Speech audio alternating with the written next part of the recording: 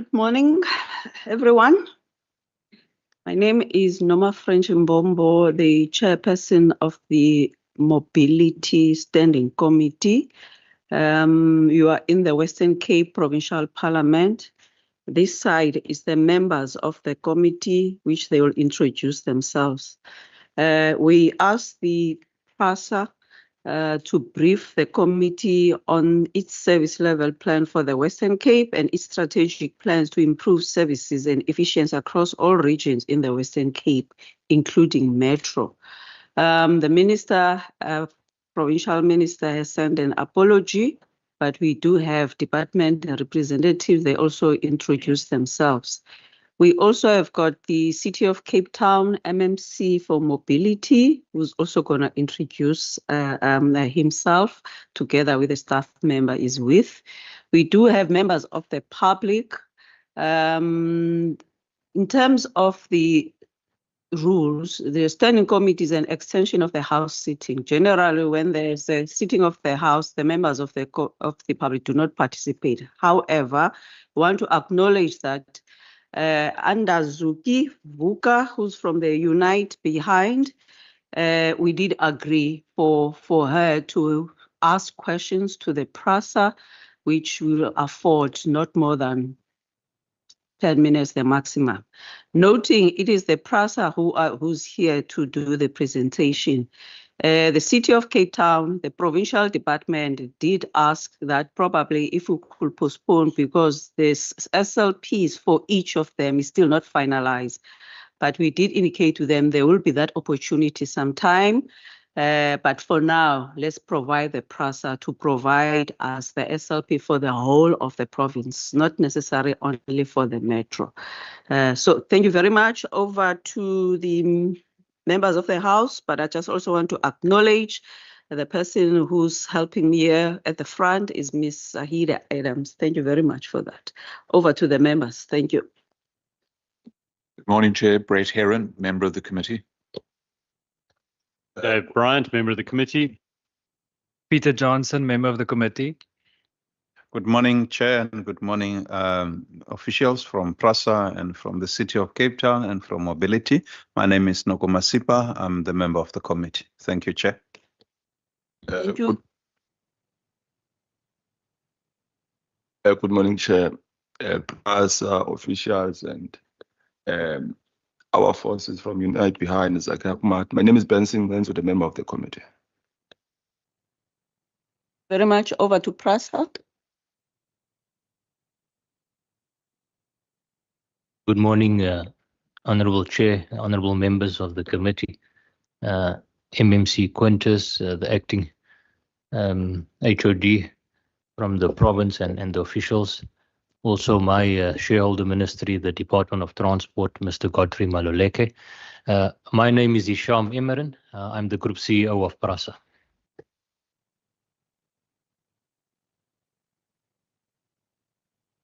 Good morning, ladies and gentlemen, Chair, honorable members, my Group CEO and the CEOs of PRASA that are here together with the Ministry of Transport. My name is Raymond Masego.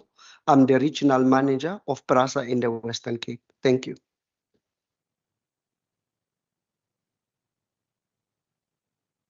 Chair, honorable members of the committee, ladies and gentlemen, my colleagues, I am Nobi Santiane. I'm the PRASA Rail CEO. Thank you. Good morning, Chair. Good morning, members of the committee, honorable members. Good morning, ladies and gentlemen. My name is Temba Mosai. I'm the PRASA Tech CEO. Thank you. Good morning, Chair, honorable members. My name is Ramakgokhanye Ngakani from PRASA Tech. Good morning, Chair. Good morning, honorable members. Vumangobo, GM, CEO's Office, PRASA. Good morning, Chair. Good morning to the honorable members of the committee. My name is Victor Lamine. I'm the advisor to the Group CEO of PRASA. Good morning, Honorable Chair and honorable members, colleagues from PRASA, and members of the stakeholders from the public. I'm Kajani Godfrey Maluleke, I'm in the National Department of Transport in the rail branch. The position is a Chief Director, Rail Operations. I also happen to represent the shareholder at the PRASA Board of Control. Thank you. To the department, acting HOD, and the other members of the department. Good morning, Chair. Good morning, members. MMC Quintas and representatives of PRASA. Daryl Jacobs, acting head of department, Department of Mobility. Morning to you, Chairperson, members of the Standing Committee, PRASA, representatives, CEOs, and all the city of Cape Town, my HOD. My name is Fezile. Mbambo is my surname. I'm a senior manager at Department of Transport, Department of Mobility, Transport Operations to be specific. Good morning, Chair. Good morning, members and colleagues. My name is Brian Rabecha, Department of Mobility. Thank you, the department. Are you three there, or are you sitting three? Okay, that other seat, we thought that the ministry staff they were going to attend, so probably you can use this seat as well. So you don't have to squash yourselves. But thank you very much. Before I come to you, the members of the public, Mr. Ahmad, and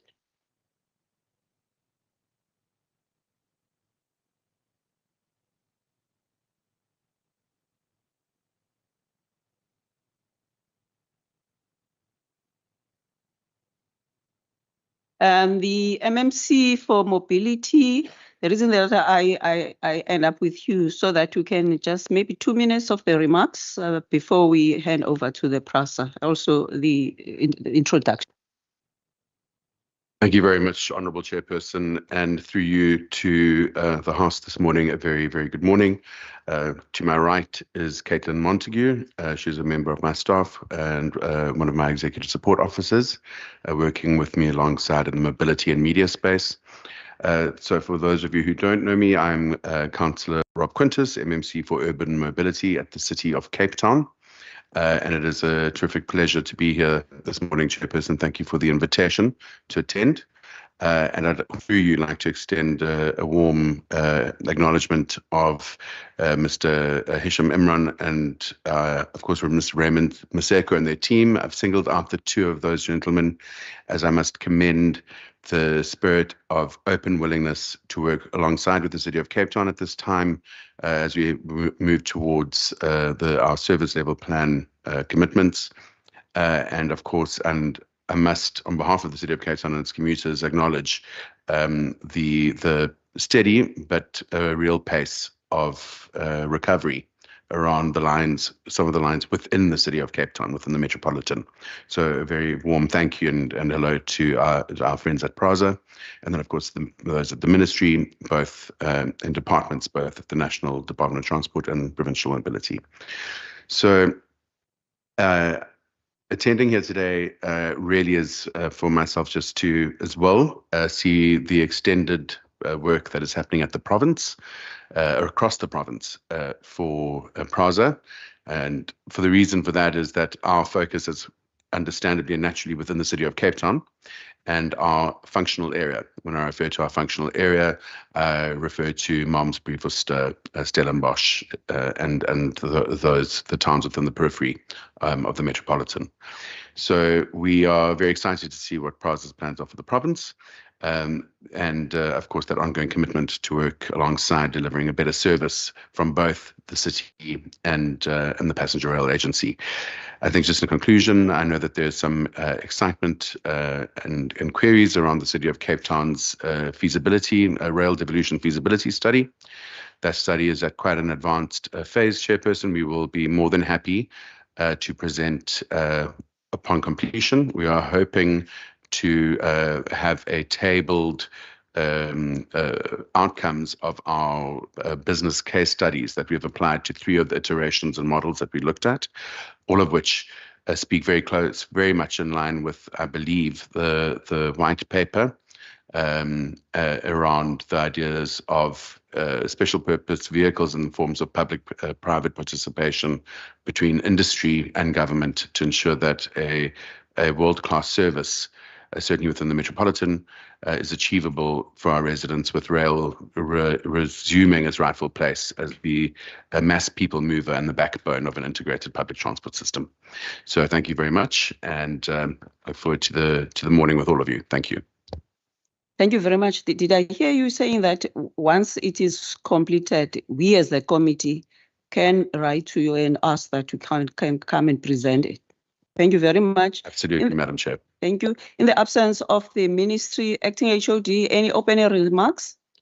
Thank you very much, Chairperson. We certainly look forward to this engagement. We've been working with PRASA. We really commend them for the efforts of the last 2-3 years. Especially, we've seen some of the improvements, especially in terms of rail infrastructure. We know post-COVID was some of the transport interchanges were completely destroyed, and I really want to commend PRASA, and I'm sure the Group CEO will be taking us through that particular presentation. But I think what we have seen is a dramatic improvement in terms of rail services. We obviously know we're close to where we were pre-COVID, but there's no doubt, based on the commitment that has been shown and the efforts, that we are well on our way there as a department, and as a provincial ministry, we are working on a service level agreement with PRASA, which would also be able to identify and showcase a constructive partnership as we move forward. So that is currently in engagement, and certainly over the next month or two, we are hoping to put the finishing touches to that. Thank you very much, Jay. Very much. I also hear a commitment that once it's also done, you'll be able to present here. Just also note that the National Minister of Transport, Mama Ukrisi, did indicate, showed an interest to attend the meeting, but unfortunately, they couldn't be able to accommodate. But she indicated that when there will be those presentations, we could be able to extend so that she can come.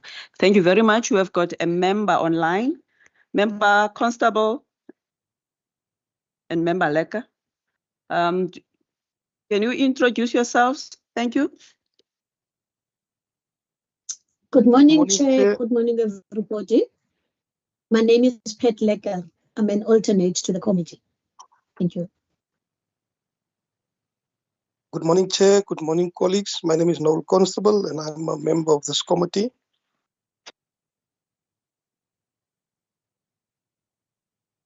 Thank you very much. Now over to PRASA. The time is 09:15. Do you think that by 10 o'clock we'll be able to, in terms of the completed? Okay, over to you. Thank you very much. Thank you once again, Honourable Chair. Mr. Raymond Maseko will take us through the presentation, but I'd just like to make a few remarks before I hand over to him. PRASA is certainly welcomes the opportunity, Chair, to come and present to the committee in terms of the plans, the progress that we are making, and we take note of the comments around the service level plan, a key milestone that we have achieved between ourselves and the city of Cape Town, and the same approach we are running throughout the country with the other key metros in the country. Chair, what I'd just like to indicate before I give some progress on from a national perspective is that I have brought along today with me the CEOs of some of our key divisions, being our rail division, Ms. Nobisa Ntiyani. She's now been appointed as a CEO of rail, recently appointed, as well as Mr. Themba Mosai, who is the CEO of our PRASA Technical, our capital division, Group Capital, appointed now on a permanent basis. So we've addressed some of that leadership challenges that we have had at PRASA. One of the other entities that also play a crucial role at PRASA, relating to our secondary mandate, and that is generating revenue, sweating our assets, is our Intersite division. We've appointed the CEO there, Ms. Annette Lindeke. She's unfortunately not with us here today, but the key divisions in terms of the PRASA group that we have. As PRASA, we are delighted that we are now firmly seeing the progress and the achievements we have done with regards to the turnaround at PRASA, the recovery that we have been rolling out. And as part of that is the modernization program of various elements of the rail network. If one looks at, I think as the HOD mentioned earlier, post-COVID, when we came out of that period, PRASA was able to operate 4 out of 40 corridors nationally. That is where we were post-COVID. As we sit here today, we have now recovered 35 of the 40 corridors. Over 80% are recovered. 26 of those 35 corridors, we run them end to end in terms of from the let's call it end stations throughout that corridor.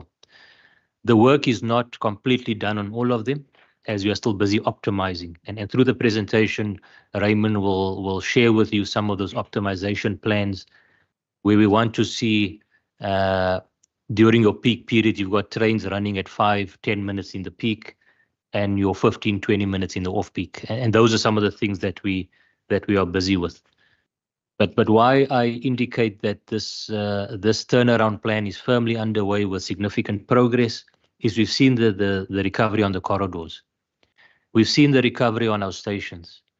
When I said there were 4 corridors operational, only 7 of our over 400 stations we could operate at. We now have recovered over 300 of those stations where we've got functionality of them across the country. Important in this ability to turn PRASA around is to have an entity that is able to execute on its capital program. And that's what we've demonstrated, honourable members. If one looks at the last 3 years at PRASA, just in terms of the investment we have made in infrastructure and rolling stock, in the past 3 years, it exceeds 50 billion rand over this 3-year period. In this 3-year period, every year we have not only executed on our capital allocation, we've exceeded that. And the reason we could exceed on that capital allocation is because of the underspent capital from the previous years. We have now exhausted that. We have now got to a point where we're also in discussion with our shareholder and the Department of and National Treasury in terms of the funding solutions going forward, and there's good progress in terms of various aspects looking at funding opportunities. If one touches on the modernization elements that we are rolling out at PRASA, one of the key projects is around our rolling stock, the new trains that we are now deploying on all of our corridors. I'm sure the honourable members would have seen these new trains, isitimela Sabantu, the People's Train, which are being manufactured here in South Africa. We've got the factory in Gauteng, in Nigel, where these trains are being built, with over 70% local content going into these trains, both from a spend as well as components. And the invitation is open if the members have not seen the factory. This is a very exciting project, flagship project, not just for PRASA, but for the country. We see this project as being, and already decision was taken at the AU, that South Africa becomes the rolling stock manufacturing hub for the continent. And this factory will play a key role in realizing that vision.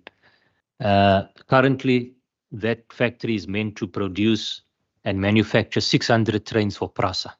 At the moment, the order is purely for PRASA. It's a PRASA project, but we are looking at the future beyond that. We have received over 250 of those trains as we speak, and they are deployed, when I mentioned these 35 corridors, on over 90% of these corridors. There are 1 or 2 corridors that we still operate the existing yellow and grey trains, but over time we will also be replacing those trains on these corridors. Now, central to PRASA, honourable members, which determines the health of PRASA, is passenger numbers. We're about moving people. And I think we've heard the minister, national minister, clearly give PRASA its marching orders that by 2030 we want to see the passenger numbers increase to 600 million passengers per annum. Now we are moving from a low base because we are still busy recovering. We were at 600 back in 2013, 2014. So it's not a figure that comes from nowhere. In fact, if you look at our long-term vision 2035, we want to grow that to 1 billion passenger numbers. So the ambition is there. The plans are in place to grow that. And we are on a low base. But if you look at year on year, just the past financial year, we have grown our passenger numbers by 95%. We are now sitting at just under 80 million as we are busy recovering. And we've got the targets for all of these years taking us through to the 600 million. Central to that will be the recovery of our signalling programs. Signalling, as well as dealing with our per-way interventions, the on-track machines that you will see, the yellow machines, is operating on the networks as we speak to ensure that we can operate at design speeds. On some of the corridors, we're still operating at 60 kilometers an hour, where the design speeds are sitting at 90 kilometers an hour. So some of these are some of the key things that Raymond will touch on in terms of how we are planning around this. What I just also want to mention around because we're talking also provincial with the focus, PRASA has also got the long distance rail. We've also got long distance bus services. Honourable members may be familiar with the Autopax name, City to City. It's a PRASA business. It was a subsidiary. Last year, we've brought Autopax as a division into PRASA, as well as our mainline passenger services, the rail business. And we've combined them to form an integrated long-distance transport offering. That gives us the ability to complement in terms of rail and bus, particularly also with a focus on the rural areas. How do we provide transport solutions when it comes to both rail and bus offerings? And that sits within the PRASA perspective. There are plans, there are challenges that we are dealing with there, the shortage of locomotives in particular that we need to deal with. Large portions of the network we operate on our sister company as the owner being Transnet, and we are in discussion with them on some of the key parts of the network where we need to have some interventions. And then just finally, honourable members, I think excitingly for PRASA is also on our secondary mandate, the progress that we are making. PRASA relies on the secondary mandate where we can generate revenue through our assets to supplement the subsidies that are provided to PRASA. And here, particularly in Cape Town, there's been some significant progress and developments. Just at Cape Town Station, the recently completed development that we see there, 7,000 square meters of retail, 3,300 beds of student accommodation, 21-story building at the cost of just over R1 billion was completed. And it's one of these flagship projects that I think there are many partners involved, but it's a key one to show the importance of public transport. I don't think you can show another development, honourable members, where a development of that scale does not require one parking bay. If you look at the GLA, and it's because it's built on a transport hub, public transport hub. So I think it's an important aspect. There are other developments that have now recently been completed here in Cape Town, in Goodwood, the social housing project, again on PRASA's land together with human settlements. There's projects at the retreat station, and we've got many projects in the pipeline around the country. And this is important for revenue generation for PRASA. To give you an indication, just the year that we've come out, through the secondary mandate, PRASA was able to, through sweating its assets, raise revenue to the tune of just over 700 million. And we've got ambitious targets to grow that further with sweating our assets, not only the property portfolios, but there's fibre, there's advertising that we will be looking at as part of this rollout of this program. So, honourable members, I will hand over to Raymond. I've taken note that we would like to target 10 o'clock, Honourable Chair, but we've got the presentation we'd like to take the members through. Thank you very much. you very much. Members, you will be able to also ask questions from the presentation that's is being shared now together with the presentation, PowerPoint. Thank you very much. So please also save any recommendations and resolutions after we have the meeting has adjourned. Thank you. Honorable members and colleagues, thank you very much for offering PRASA this opportunity to share. The Group CEO was traversing part of the national picture. I'm just going to indicate pictorially this is what we are talking about, but then I will focus on the province as requested.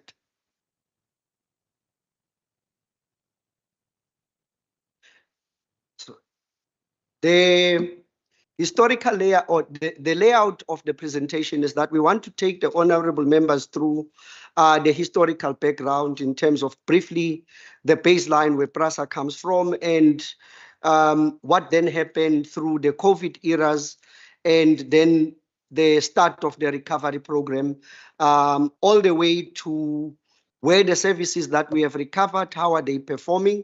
And then on the second part of the presentation, we want to deal with the service level plan, especially with the City of Cape Town as it is structured. Yes, not all of it is completed in terms of the service level plan, but we wanted to share with you what are the key components that are there and how, in terms of us operationalizing those, what have we achieved so far as a collective team. One of the things that we would probably not be familiar with in terms of PRASA, when you look at PRASA all the way to around 1956, our predecessor companies, the South African Railways and Harbours, we were operating at around 200 million passengers per year before the advent of the new electric locomotives. So steam locomotives, the best that they could carry is 200 million passengers per year. Then moving from steam, around 1958, we introduced the yellow trains that you are seeing in operation or that have been in operation up until in the Western Cape, at least in the region, until the recent financial year, 2024-2025. We were able to rise in terms of passenger numbers to close to 700 million in the early 80s. There's a reason for this, because between 1973 and 1986, there was a huge infrastructure program that was running. Just to let the members know is that the infrastructure program focused on building electricity lines. Remember, we were running steam, so you had to build electricity line throughout the country so that you are able to then power the new trains that you were introducing. On top of that, steam locomotives were being run with big tenders, not tender for the tenders as we know, but the tenders in terms of where we keep coal. So we were shoveling coal as this thing moves, but where would the ash go? Well, we would then offload the ash along the track. So we needed to run huge programs to rehabilitate the track because we needed to get the track to a particular standard and get rid of the ash. That's the programs that we are running. It's very critical because as I go forward, I will tell you, we as PRASA, we are right at that moment with the introduction of our modern rolling stock. It looks the same as the other rolling stock outwards, but later in the presentation, I will share with you how different this new rolling stock is. The little blip that you see around 2010, this is where we exceeded our passenger numbers to around 632 million passengers that we carried around 2010. Soccer World Cup was very good to us. The pictorials that you see are the trains or the different generations of trains that we had conducted. Look, with this slide, I'll be brief. What we needed to indicate to honorable members is that PRASA went through a very significant and very trying period from 2015 all the way to 2020. From 2015 onwards, we started losing significant patronage due to governance lapses within the organization.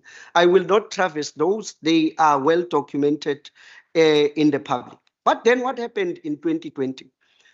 In the Western Cape, for instance, we've been running the trains from the 4th of November, 1863. 2 o'clock, the train from Cape Town to Wellington left Cape Town station. From 1863, 4th of November, we had never stopped running trains. The Honorable President then declares that we are going to have COVID, we must shelter in place. At the time, the country really saw that trains would be one of the key vectors that would perpetrate COVID because it was spread through contact. We couldn't keep 6 meters apart. Then trains were shut down.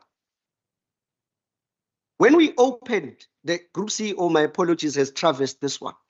When we opened in the Western Cape, out of 124 stations, we could only operate 7. The 13 that we could operate was at the end of September.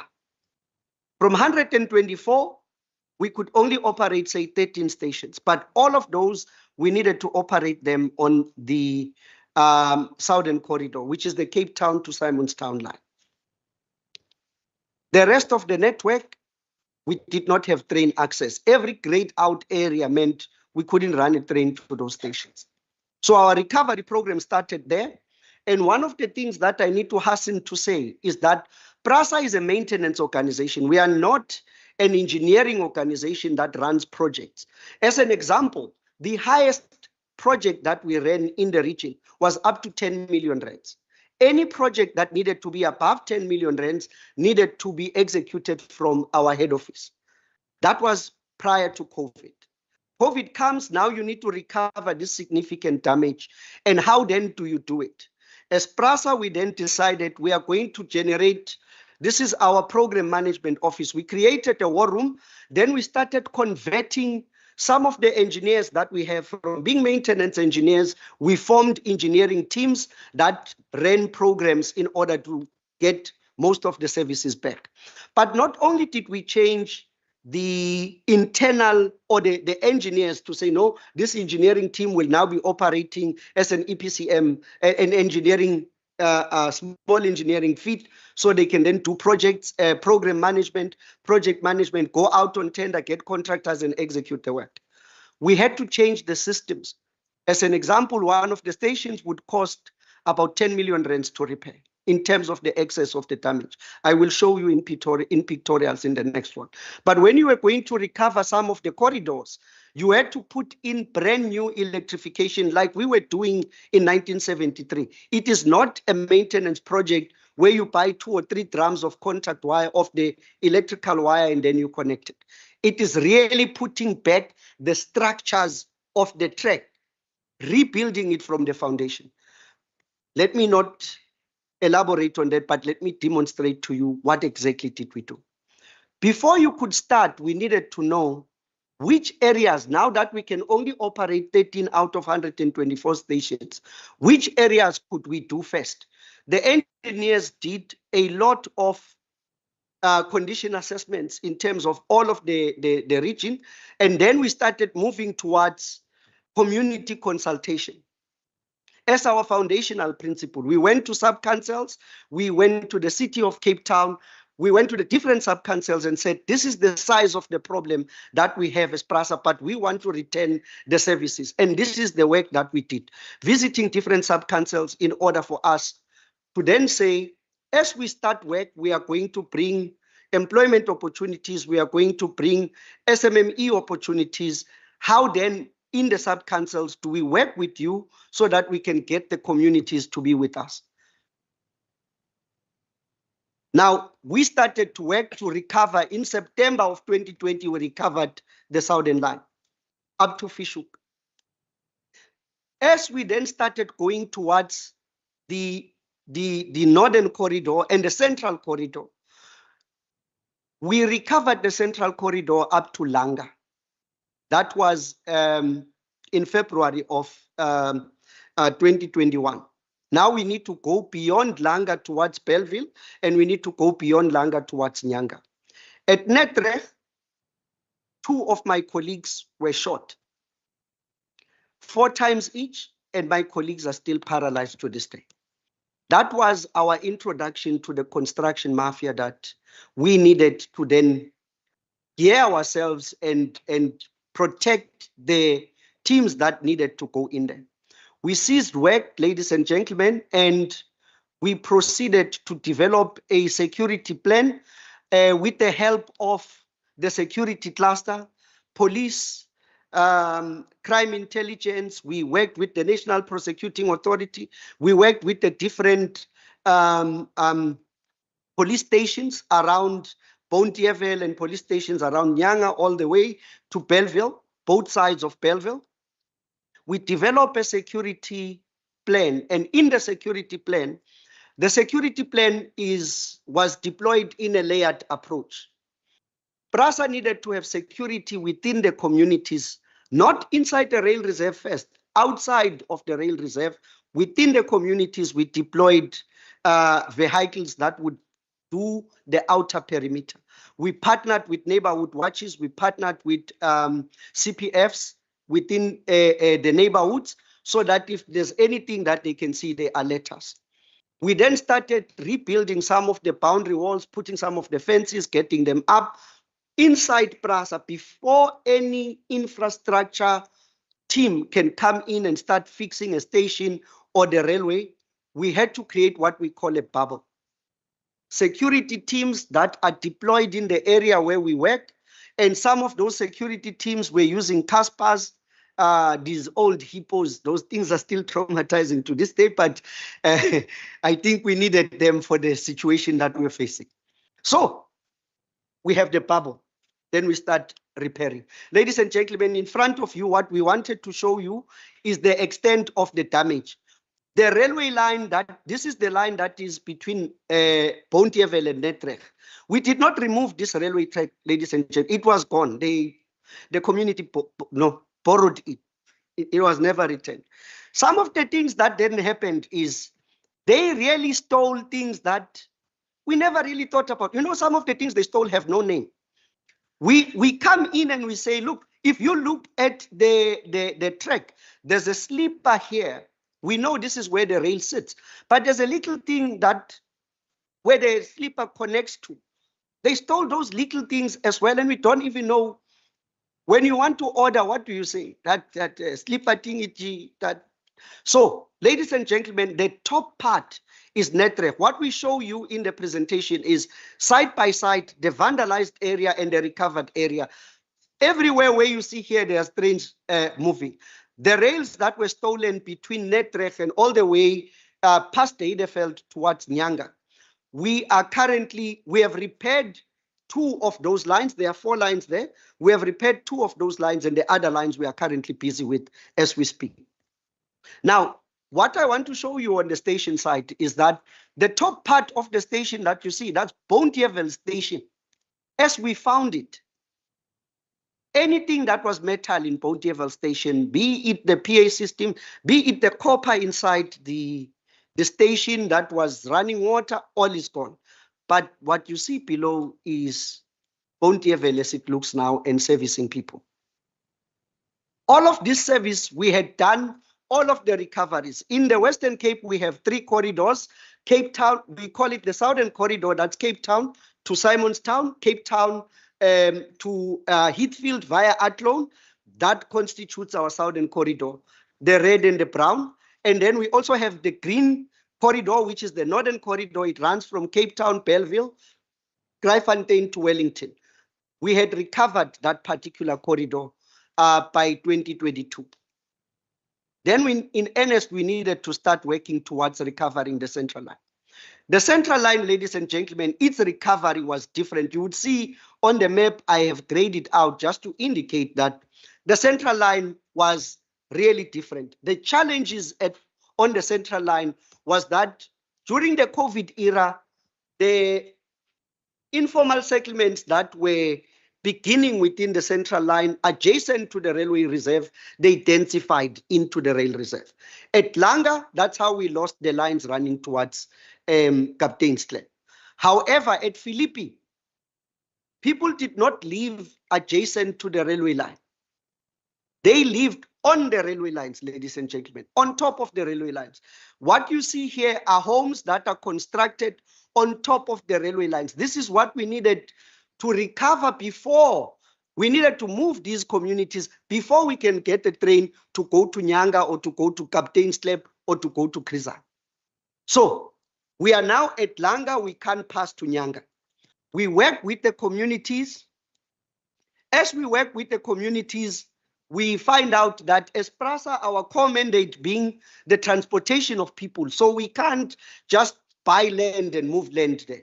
Then we started in earnest engaging our city of Cape Town partners to say, City of Cape Town, please assist us. We need to find pockets of land where the people are going to move to. Now, partnering with the City of Cape Town, they then taught us the processes that are involved with relocating people and all of that. Remember, as PRASA indicated, from the 4th of November, 1863, we were just running trains.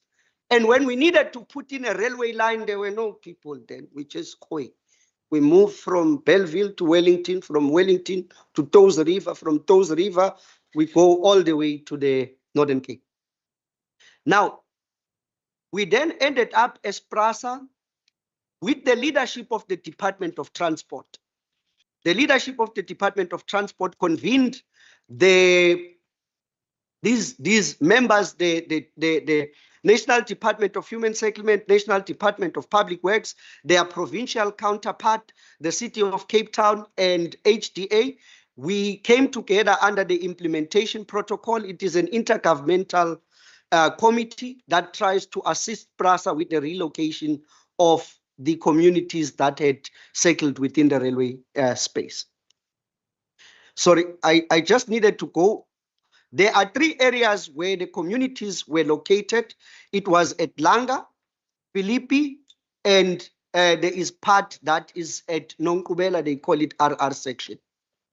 Now, the implementation protocol is still ongoing today, trying to assist us with the permanent relocation. The bigger challenges were we started seeing the impact of people not having rail and rail access. Whilst we are trying to relocate people permanently, we were receiving from community engagements that we were having that people were spending up to 1,200 per month on just transportation. And this is somebody that is earning 3,500. It is half of their salaries were being used for transportation. Some of the people that we were discussing with, they were making very difficult decisions. Do I keep the fridge that I have, but I can't afford the installment of the fridge if I need to go and pay taxis to get to where I need to get? So PRASA, through that, we needed to decide and work on a different plan.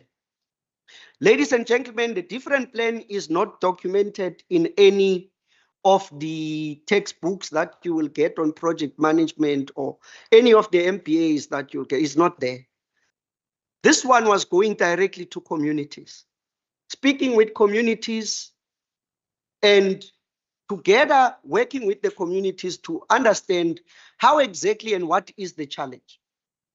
We visited communities and we engaged sincerely with communities, and through the partnership with communities, an operation called Operation Pegela was born. I do not know, Chair, if I can, no, I will not say how exactly, but it is the way we communicate. We come together as a community, we sit, we provide a lot of food that we need to eat, but we need to discuss this thing, not in the formalistic channels that we utilize, but to tell the community what it is that we are trying to solve and how does it benefit them. So we went through the process. Operation Pegela's principles were as follows. We had to deal with over 2,000 informal settlements that were sitting between Nyanga and Philippi. We needed to move those to infill within Nyanga and Philippi. And the ones that were at Langa, we asked them, can you at least infill so that we can use 4 of the lines that we have? We were able to do that. And after that was done, we had a problem. There was 891 families that could not infill. For those, we needed to find alternative land.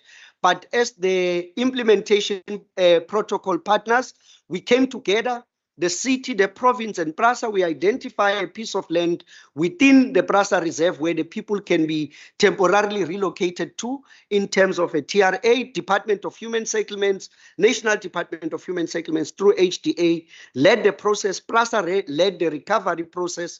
We found the land. The city of Cape Town assisted us in putting services onto that land, and we moved the people. Today, that piece of land is called Loiso Village. It is here. Ladies and gentlemen, the little one that you see in front of you, this young girl that is here, that I'm pointing at, she's not moving adjacent to the railway tracks. She's moving on the railway tracks, where you can see she's moving towards one of the settlements where it was their home. Through the common will, we moved all of those people and we started the recovery process. On the end of April last year, 2024, end of March last year, 2024, we were able to move the people completely from the track. The beginning of August 2024, we sent a train to Nolungile station.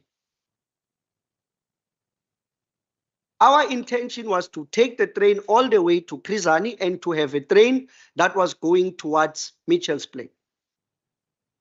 However, we could not do that because in September, we experienced overcrowding on the line that we have just opened to Nolungile, a single line running from Cape Town all the way to Nolungile. I then tasked the teams to say, recover the second line from Cape Town to Nolungile before we can push forward to Krizani. By end of December, we had recovered the line up to Nolungile, the second line. And then in earnest, we started working between Nolungile and Krizani. On the 7th of April this year, we welcomed commuters at Krizani. There's a single line that is now at Krizani. We are working on the second line to go to Krizani. But before we get to the second line to Krizani, we need to get the train towards Kapteinsklip. Ladies and gentlemen, as I speak before you today, of the 123 stations that the 124 stations that we have, only 3 stations do not have train access. That's Lenteghe, Mitchell's Plain, and Kapteinsklip. These are the stations that we are currently working on, and these are the stations within Q2 of our financial year. That means between July and September, but hopefully closer to July than September.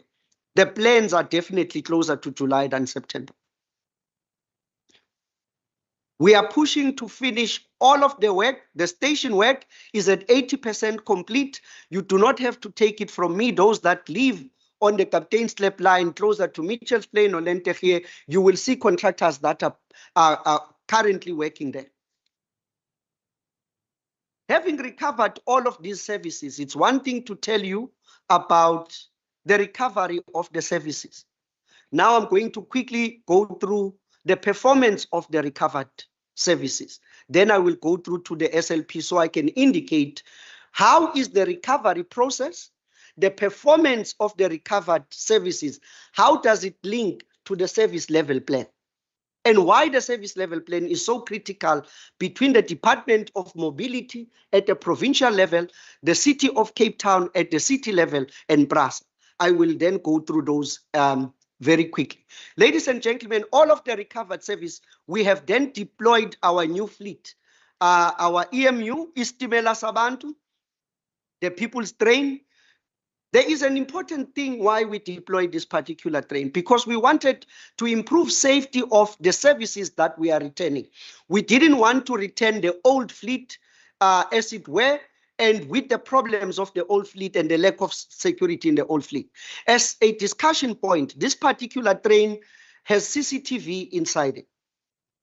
We deploy this train with 4 security guards to ensure that if there is anything that is picked up in the train, there is what we call a PEA, a passenger emergency alarm, and a Any commuter that requires assistance, you are able to pull that lever.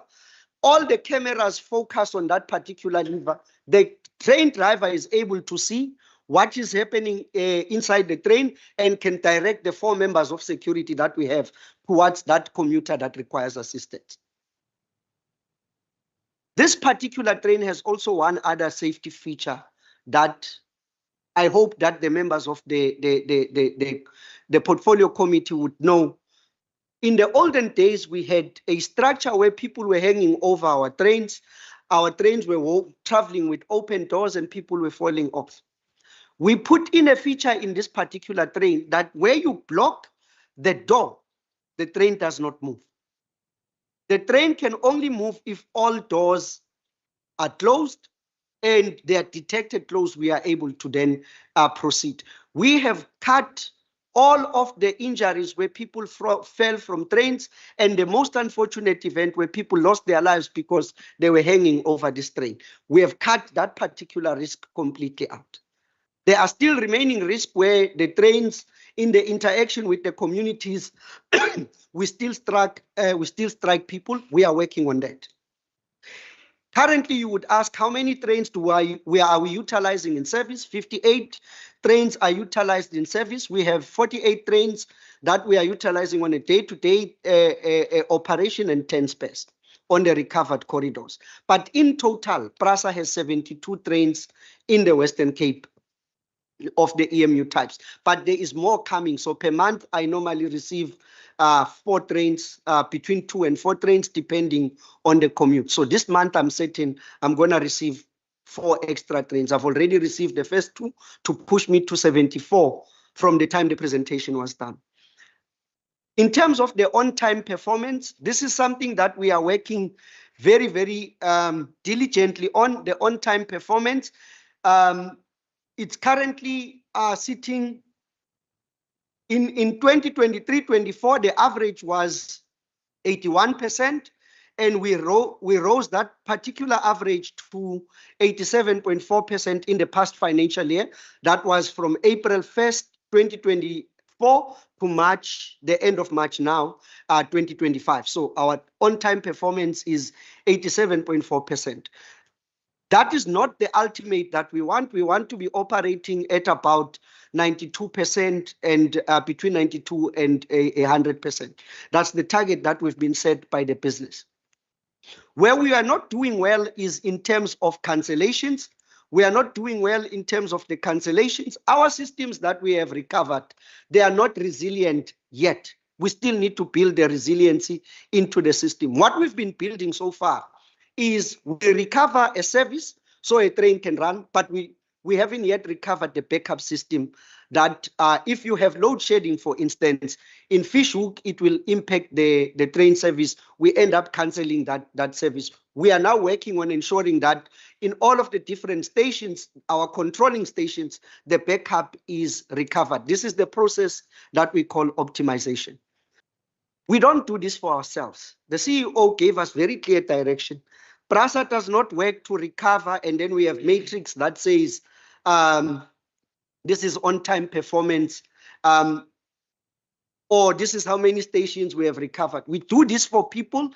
I then included a slide just to show you the commuters' response to this improvement that we have brought so far. In 2023, April, we were commuting about 37,422 people per day. At the beginning of April last year, we were commuting about 73,119 people per day. At the beginning of April this year, in 2025, we had grown that particular number to 159,461 commuters per day.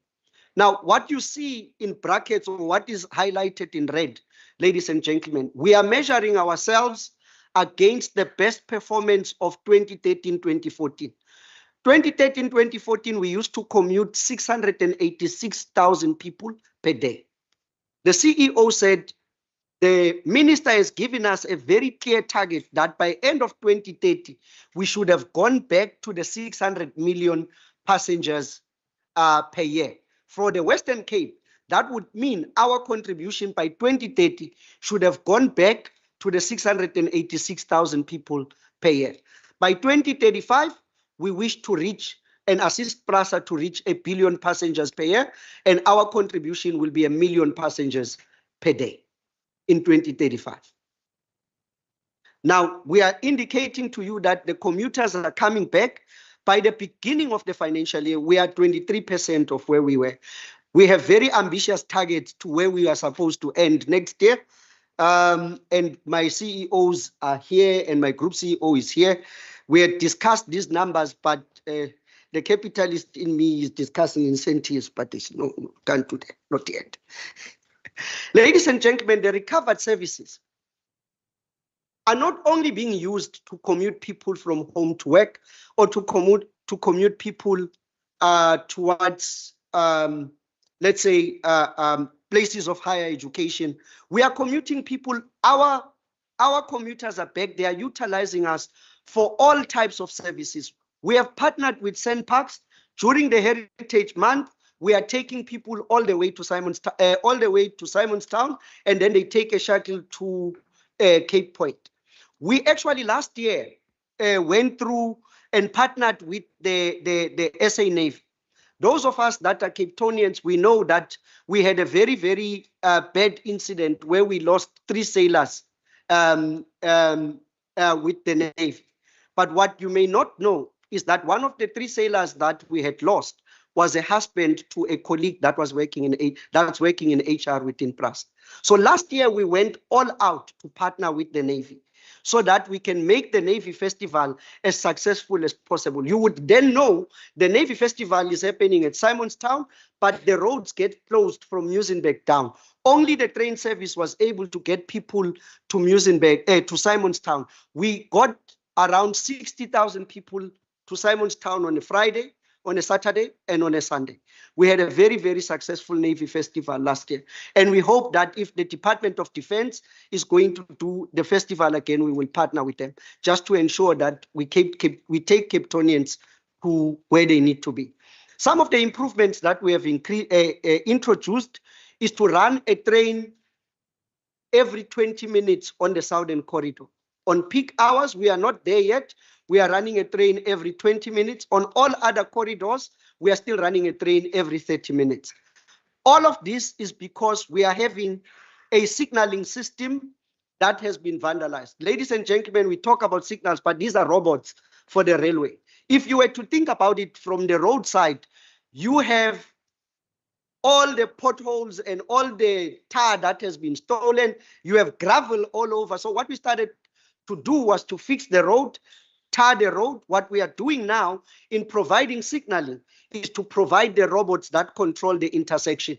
But those robots bring higher and higher frequencies. At the moment, I'm limited to a train every 30 minutes on the different corridors. Why Simonstown is at a train every 20 minutes? It's because the majority, 95% of the corridor is fixed. It's a 36-kilometer corridor. There's only 2 kilometers between Salt River and Woodstock that we need to repair this in. So, ladies and gentlemen, the SLP.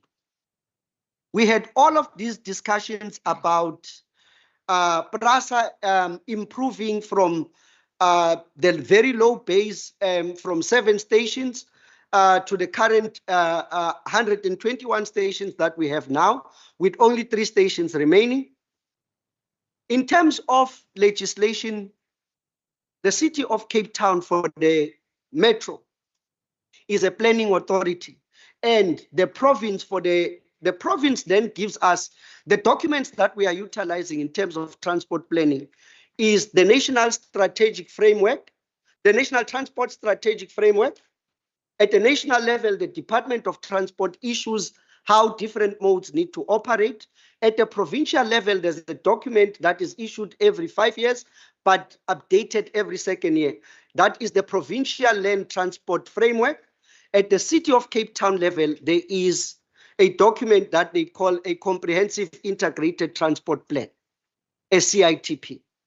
Now, these documents are the ones that are directing PRASA as to what type of capacity we must provide in the different corridors.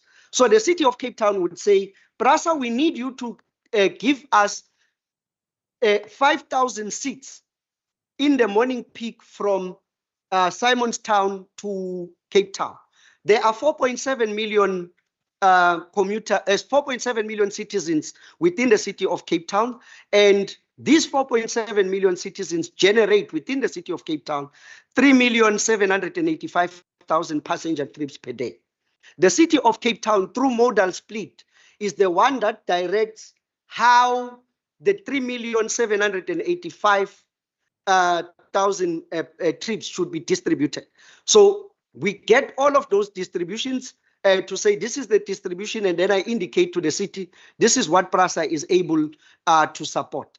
As we are moving from one stage to the next, the number increases from 5,000, 10,000 to 20,000, where we are now running. If we need to run 20,000, if we need to carry 20,000 passengers per hour on the Simonstown line, our train carries 1,200 people. We would need to run 20 trains in one direction to be able to satisfy the demand of 20,000 people per direction. That would be a train every 3 minutes. You take 20 trains we need to operate per hour, and we divide that into 60 minutes in an hour. We get a train every 3 minutes. We are not there yet, but that is the ultimate intention, to support the city as we are growing more and more of the railway share. Ladies and gentlemen, I've just given you a pictorial diagram that indicates what I've just explained. How does the SLP fit in? The service level plan, how does it fit in terms of the operating of these two organizations? We are not doing the city's job, they are not doing our job. But the service level plan puts an onus on the city of Cape Town to promote this split, but also to monitor that we are delivering as PRASA according to the targets that we have been given. Yeah. The targets are better summarized here. I'm not sure if this is very visible for you. From the city of, from PRASA's side, we then indicate PRASA's contribution to the service level plan. It is called a Schedule 2. PRASA every year generates a corporate plan to say this is how the improvement is going to be. Sorry, let me go back to the slide that you have. The service level plan says, or the corporate plan says, this is the improvement that PRASA is going to do at the national level. In the Western Cape, we need you to get the Captain's Cap line. We need you to improve the train services performance. Last year, they asked us, in terms of patronage, Western Cape, you must then carry 18,500,000 people. We ended up carrying 25 million people last year. This year, we also are working on the final numbers as to how many people are we supposed to carry this year. That is what goes to the monitoring of the service level plan on then, say, quarterly basis. That's what gets improved. That is falling in line with PRASA's strategy of moving from a limited service, that's a train every hour, to an optimized service where, with the recovered services, as we are recovering signaling, what other things can we do to improve the train service? Of course, the full service is when we will be running the trains every 5 minutes on the corridors that would require, like the central corridor and some of the south corridors as well. We would require a train every 5 minutes. Ladies and gentlemen, where does all of this service level plan, the service level interaction, when we are interfacing with the province, interfacing with the city, what are these results? What are the outcome of these results? The service level plan, the city of Cape Town has adopted a framework that they call a transit-oriented development. In the city's MSDF, it is the Municipal Spatial Development Framework. The city indicates where they are going to densify. At the moment, the city has identified the corridor from Lower Main, at the circle at Lower Main, 4-tracker all the way to Belleville. So they call it the 4-tracker corridor. The city has identified that particular corridor for densification. That is for building of high-rise structures where we can house more people. Together with the National Department of Human Settlement, they implement different programs. There's a program that they've implemented at Maitland, where there is a development that is already there. But what I wanted to indicate to you is the development that we have at Goodwood. This is Goodwood development. Ladies and gentlemen, there are apartments both sides of Goodwood. But what you need to see is that right between the two apartments is the station called Goodwood. So from a PRASA perspective, there are development rights. This Goodwood development is being done in PRASA land. But the City of Cape Town, partnering with other developers and the National Department of Human Settlement and the Provincial Department of Human Settlement, they then go through with the development rights to the market to say this land can be developed for social housing. And there it's being done. But that requires a partnership between PRASA and the City of Cape Town. A similar development is taking shape at Deep River. If you go by train and you go to Deep River, not the mountain side, the seaside, you'll be able to see that development there. Now, this is what the partnership or the service level plan is able to facilitate, because PRASA cannot have PRASA has land that can be developed by developers at Retreat, at different other stations for student accommodation at Unibel. None of these are possible without the working together with the City of Cape Town. Those that know land use and land development procedures and protocol, you know there is zoning and there's development rights that get to be done. PRASA does not do any of that. PRASA is a transport company. We need to partner with the City of Cape Town. We don't manage public transport interchanges, but the provincial department does. The Provincial Department of Mobility does. We are developing a similar SLP, a similar service level plan, to be able to say, we want to provide a seamless transportation. Our commuters and passengers and Cape Townians, they don't look at us and say, I'm now traveling through the province's sphere. I took a gap bus to Retreat Station. I'm now connecting from the bus to the train going to Cape Town. They don't look at us like that. They look at us that I left my house and it was 6:20. I walked to the station. I got my bus at past, and I'm getting my train at 7 to Cape Town. If the bus is not on time, they are not happy. If the bus facilities are not okay, they are not happy. If the station facilities are not okay, they are not happy. So we need to work together to provide a seamless journey throughout the public transport. What I'm indicating is what the CEO has then been speaking to. At Cape Town Station, we have this development, the student development, housing 3,200 students with retail space that is there. It is a vibrant place, but it provides a unique opportunity that we haven't had up until so far. Most student residents, it's a UCT residence at Smarts or at Rosebank or at CPUT. It's just a resident for that particular university. With this particular development, students can actually live in these apartments, and they can study at Rosebank College, they can study at Fishhook College, they can go to study at Maitland College of Cape Town that is located at Maitland.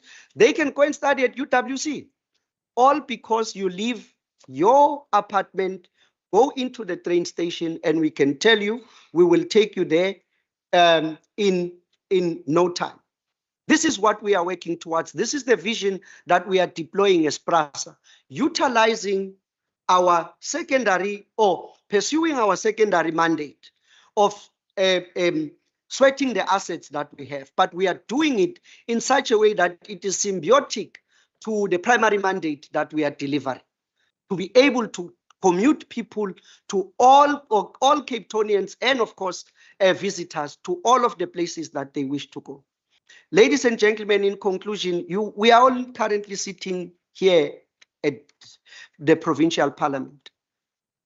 You can go into Google Maps today, at the moment as we speak, and you say, I am here, I want to go to Spear, or I want to go, I want to go to UCT. You type, here I want to go to UCT through the transit app. The transit app is the one that gives you the direction as you see. You are able to then say, or the app will tell you, you can walk from here to the station, or you can take an Uber from here to the station, or a MyCity from here to the station. When you get to the station in Cape Town, you will be commuted to Rosebank Station and you can walk from there to UCT. Or you can decide, I can take a MyCity from the Provincial Parliament, go to Salt River Station, get onto the Southern Line, and go all the way to where I need to commute. This technology is bridging the silos that we were operating at. But the silos are also being breached by the relationship that we are establishing as officials, the relationship being the service level plan, where there are other issues where that talk to ticketing systems. PRASA is testing a ticketing system that will move away from cash, but MyCity is also upgrading its system that they want to move away from loading the card to also use bank cards and to be able to use tokens. We are learning from each other so that our ultimate goal is a Cape Townian that uses public transport should be able to use a single ticket from their origin through the different modes of transport into their destination. Remembering that somebody that's coming from Fishu, they take a train, they get off at Cape Town Station. There's Adderley Street, there's Civic Center, there's Theobald Square. They work at the waterfront. They can go to any of these three stations, get the MyCity pass that will then drop them off at the waterfront. At the moment, to be able to do that, you need to get to Fishhook Station, find cash, buy a ticket at the PRASA kiosk to be able to then get into a PRASA train. When you get to Cape Town Station, really getting out of Cape Town Station, there's Adderley Station in front of you. You then need to go and do the same rigmarole, but now get to load the card from MyCity to be able to transit. I've shared with you the purpose of why we are doing the service level plan. The service level plan is not yet complete. PRASA and the City of Cape Town, on the 29th of May, we had scheduled a meeting to complete what we call the service level terms of agreement, terms of reference for the service level plan committee. That's the last document that we will be concluding so that we can then operationalize the service level plan. With the Department of Mobility, we have shared the first draft of the service level plan between the two of us and identified the areas of cooperation. Some of them would then include the old law enforcement units. This we are doing so that we can serve the Cape Townians and to serve South Africans more fruitfully and more better. That's the work that we are currently executing.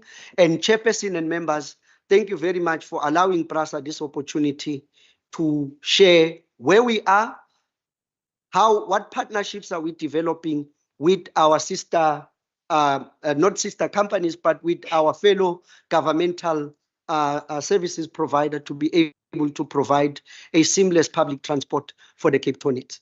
Thank you very much, and thank you for letting me share. Thank you very much for the detailed presentation. The members will be given an opportunity to ask questions. Let's see whether we'll take how many rounds, but let's see how many. We've got member Bryant, we've got member Masipa, member Ngensu, member Heron. Is there anyone there?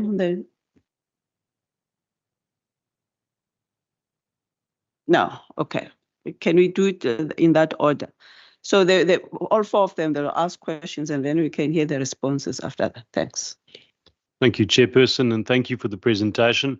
I think it is very enlightening to see the steps that have been taken and also the future vision of PRASA. I think the whole concept of this seamless integration between the different forms of transport is certainly the gold standard, and it's something that I think everybody would like to see taking place.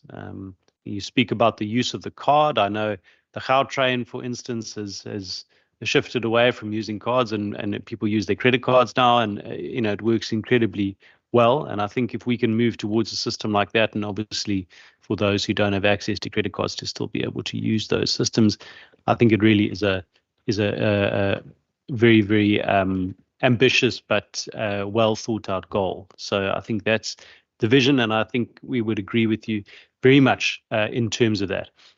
I have a couple of concerns, particularly around the future of security on rail infrastructure.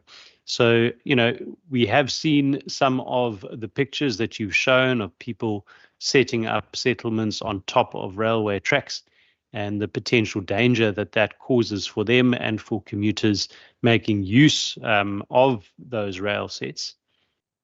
But what I didn't see in the presentation was any sort of breakdown or commitment from PRASA in terms of proactive security measures that are being put in place or have been put in place going forward to ensure that that doesn't take place again, and that the steps that have been taken by yourselves in cooperation with the City of Cape Town to provide alternative housing and accommodation for people on those sites has to start all over again with sites being reoccupied. So I think that's really an important aspect of this, because I know you're working very hard to take steps forward, but you don't want to end up taking 2 steps back again once you get to that point. And then just another question, and maybe this is a slightly different one, but most people work 5 days a week, some work 6 days a week, particularly in poorer communities. And Sunday is the only day that many people have for recreation and to get out and see their families, go to the beach. And we do find that very few trains, if any, run on Sundays or on public holidays, aside from in exceptional circumstances. Is there any intention to potentially look at making some sort of an allowance for trains to run on those days, even if it is in a slightly reduced capacity, at least to then allow for people to get safely to and from areas of recreation on their days off? Thank you. Thank you, Chairperson, and thank you, Dade Maseko. Am I correct? Yeah. Thank you. Dade Maseko, you spoke about the revenue of about 700 million. I don't know if it was you that PRASA was generating. I just want to get a feel as to the figure that the Western Cape, what's the portion for the Western Cape from that 700 million? The second question, obviously, to what Honorable Bryant has asked with regards to security issues and concerns. Are you maybe even considering, how you plan to partner with the City of Cape Town and obviously the provincial government in ensuring that, you improve the security, for safety of passengers, but also, to ensure that the vandalism is not happening. And obviously, I think the upcoming budget of the City of Cape Town talks about, increasing security, across the metro and across, each and every ward to just make sure that, the security is updated and is able to act speedily in terms of keeping security. So I'm just saying that there's some conversations that are taking place regarding that. The next one is regarding the lines that are open. I think the question really also again to Honorable Brian's question regarding the frequency and obviously the Sunday that you don't have trains that are running. The question really is around how frequent are these trains that are open, the 13, is it 13 lines that are open, how frequent are they, running? I think that's the message that I think is missing in the public, around that. The other point you touched on was obviously the role of the city of Cape Town and the role of the province in obviously supporting the transport. We have obviously, read in the news regarding the some understanding around the devolution of some of the functions of the PRASA and so forth. And maybe if you can share with regards to that as to your consideration around devolving some of the functions to just ensure that, maybe, this part of recovery, move a bit faster and ensure that, we really afford our community reliable transport. Thank you.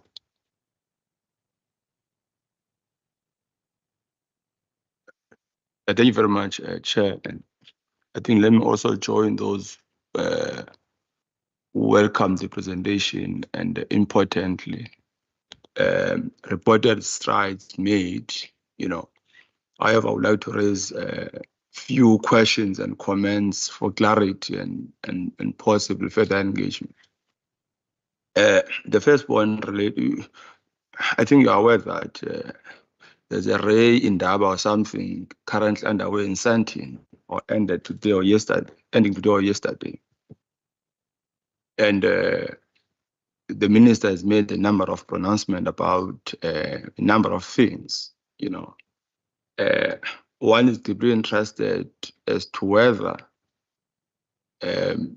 is PRASA aligned with pronouncement made and that the current recovery plan, right, is in line with the plans towards the formulation of Ray Master Plan. And related to this, this whole notion of structural reforms, in the form of Operation Vulindlela. What role has it played in shaping the current direction PRASA is taking? In your view, how will the private sector, as the minister has made this point that they are going to take over the operation of the rail? Are your plans in line with that? And where do you stand? Do you believe on the efficiency and the capacity in this instance of the private sector in this core, in enhancing the performance of PRASA? The second point relates to the SLP. Having listened to your presentation and read about this whole notion, it is evident that there is what I can describe as in principle service level plan, and this rollout is underway. Albeit that is under construction. Now, have stakeholders in the rail sector been meaningfully engaged? And what is the attitude of organized labor in this instance?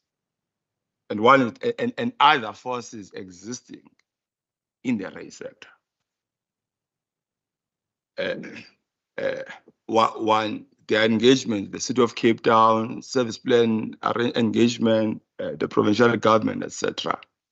But it's still under construction, may be finalized in August or what have you.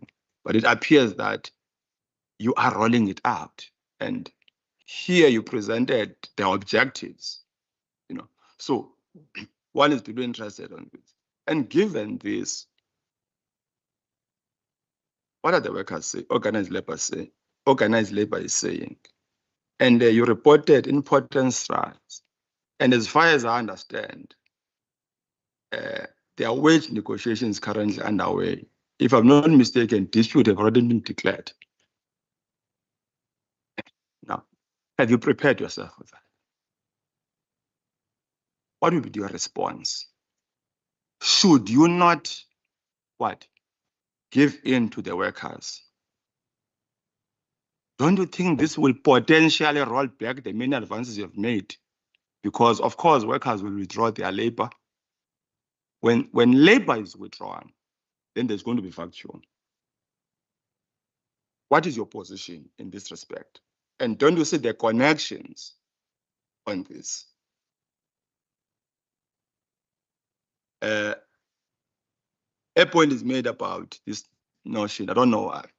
PRASA is always raised some about this whole notion of devolution, and the point was made here.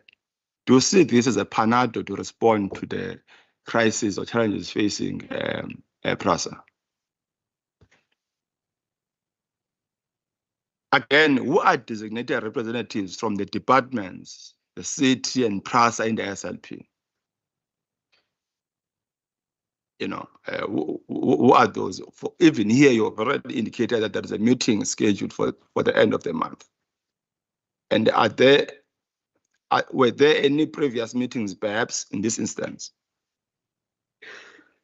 In the presentation, you mentioned target for 2029, 2030 regarding passenger numbers. However, your presentation fell short in articulating the building blocks or phased approach that will lead to the achievement of that. I did not get that. You know, how will you achieve that particular target, given where you are now? You know, and the issue I've raised, vandalism and accountability, building on a point made by member Brian here. The presentation notes that 165 coaches were lost during the vandalism. Have there been any arrests and conviction related to these incidents? Right, that's convictions. Has PRASA investigated whether any internal collusion or links to criminal networks may have played a role from within PRASA? How many of your officials or elements from PRASA were involved or linked with the couple of years of destruction, maladministration, the rot in PRASA? The point is also made about ongoing risk post-recovery rollout. Since the rollout of the recovery program, has PRASA observed any continued or emerging risk of vandalism or theft? If so, what mitigation strategies perhaps are in place? You know, so that, putting differently, ngesixhosa singakhamanzi ngebheki levuzayo. And we need to attend to that one. And I think, your President, you ought to be firm on that. Land occupation and relocations. I must make the point that it's not accurate to say PRASA did not relocate people who occupied this land. For instance, there's a place called Badil in Mfuleni. Badil is a result of the relocation of our people who settled adjacent lanes inside sea some years back. Now, what are the plans now to ensure that there are no future settlements? As you are making the point, historically, our people are occupying PRASA land, and recently, they occupied the rail tracks, right? So one is to be interested on that. But like future, if you go to Nomzam, there is land belonging to PRASA is occupied by our people. What plans? You know, because a lot of money was spent when you were relocating people from Saitsi and some from Samora more than 10 years ago. And that's what battled today. But till today, by the way, there is no proper fence inside Saitsi. And another occupation is possible. Even those who are just opposite Miweyon, they were also removed, relocated to elsewhere. But a few months or so later, again, there was occupation, meaning there is an issue with PRASA in respect to mitigating or addressing such challenges. The second last point, Chair, relates to, in the presentation, you made a point is in line with the attitude and tone of your report about that there's a positive mood in respect to your commuters are happy and so forth and so on, about your recovery and so on. So one is deeply interested on what research instrument did you use to determine that? I have my own experience. I do take a train from here to where I live or to attend to other activities in Kyle through the central lane. I was disappointed 2 times late last year, and one had to Uber. Now, so now here you come, you tell us about the positive mood, right, coming from our people. I'm not sure. Last point, autopacks, operations and fleet statuses. What is the current condition of your autopacks? Bus fleet in terms of roadworthiness and mileage. One is interested. I said I'm a migrant worker. Right? I do commute by bus to and from the Eastern Cape. But in the early 90s, my dad and I used to use your bus and trains, but today is no longer the case. So how many buses are currently operational, particularly for long distance travels? Additionally, what is the service frequency on key long distance roads, especially between Gauteng and the Eastern Cape from here? Both your autopacks as well as your long distance buses. And if you were to just oppose this, the absence of this bus or the collapse of PRASA, operations of PRASA, has made endleleni kugcwale iteksi oko. And I think you are responsible for that. And what are the plans for the resuscitation of the long distance lane, both to the Eastern Cape as well as Gauteng and also your autopacks? So I monitor these buses on the road, N1, N2 in particular. Putting it differently, So those are a few questions I wanted to flag as this pause. Thanks, Chair. Maybe my questions are also few then. Thank you to Mr. Maseko for the presentation. And I think it's encouraging to see the increase or the recovery of passenger trips to 159,000 per day. And I'm pleased to hear that the target is to try and get back to 686,000 and hopefully ultimately more if we expand the network. Just some comments on the presentation and some of the challenges that were expressed by PRASA and Metrorail. It's quite frustrating to hear the story around Netrag, given that Netrag has been on the agenda since 2010, when MEC for Transport in the province was Robin Carlyle. And the problem in Netrag is not a new problem, and it wasn't a problem that arose through COVID. There was already agreements between the city, the province, and PRASA that go back 15 years to fix the problem around Netrag. And the plans were to do exactly what you achieved in Goodwood, which is to do development right along the rail reserve to prevent encroachment and occupation. So it's very frustrating to hear that Netrag to Langa is still a problematic stretch of the network, because it means nothing has happened in 15 years. And we can't blame COVID for that, because if we had done what we had agreed 15 years ago, COVID wouldn't have allowed people to encroach onto that stretch. The trains were operating at 15 kilometers an hour at some point in that stretch because of the encroachment. So I think complaining in 2025 about Netrag is a problem for me, because it means that no one's done anything in 15 years. Just on the number of trains sets that are operating, I know at one point the idea was to have 120 train sets, but that was the old train. So what is the target that we're looking at to meet the demand of 686,000 passenger trips a day using the new train sets? I assume that the new train sets, you require fewer of them than you would if we were still using the older train sets. The aim to increase the frequency, which is obviously dependent on the signaling system, and I'll just make a comment that hopefully the budget 3.0 doesn't cut the planned investment in the rail signaling system, because that will surely impact on that plan to increase the frequency of trains. So hopefully the budget that will be presented next week retains the investment in the signaling system. Chair, if I may come now to I think what was the point of this meeting was to actually engage on the service level plan. That was the request that was made. And let me start by saying, first of all, it's disappointing that the service level plan is a secret document. I mean, I had to search everywhere to find this document, and I could not find it online. And luckily, I did get a copy of it. But I don't understand why an agreement that was signed, and Chair, I think we need to correct some of the opening remarks.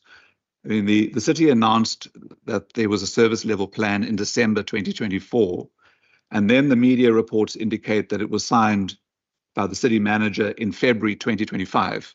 So there is a service level plan, as far as I understand, between the city of Cape Town and PRASA, and that service level plan is not published anywhere, and it was seemingly not part of any public consultation or public participation process.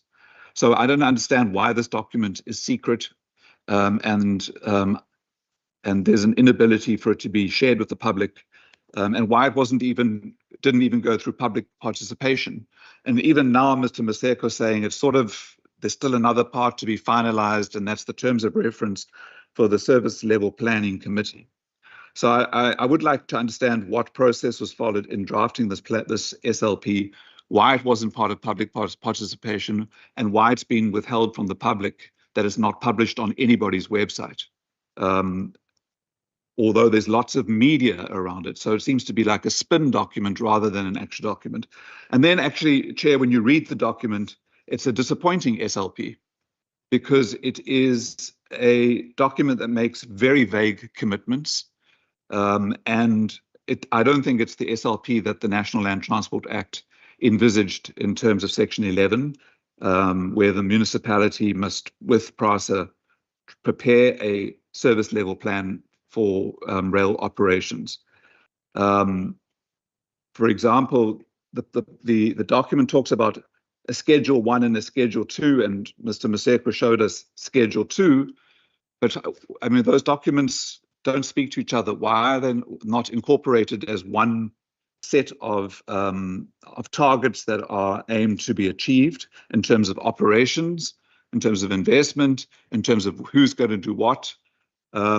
It's just a very vague commitment to operate together, and it feels like a checkbox or tick box exercise rather than a meaningful intention to actually set targets and then try and work towards achieving them in terms of a plan. I don't understand, if I look at the service level plan, why there is an exclusion that PRASA doesn't have to share its capital grant allocation and how it's utilized in the city of Cape Town or in the Western Cape operational area. Why is that a secret?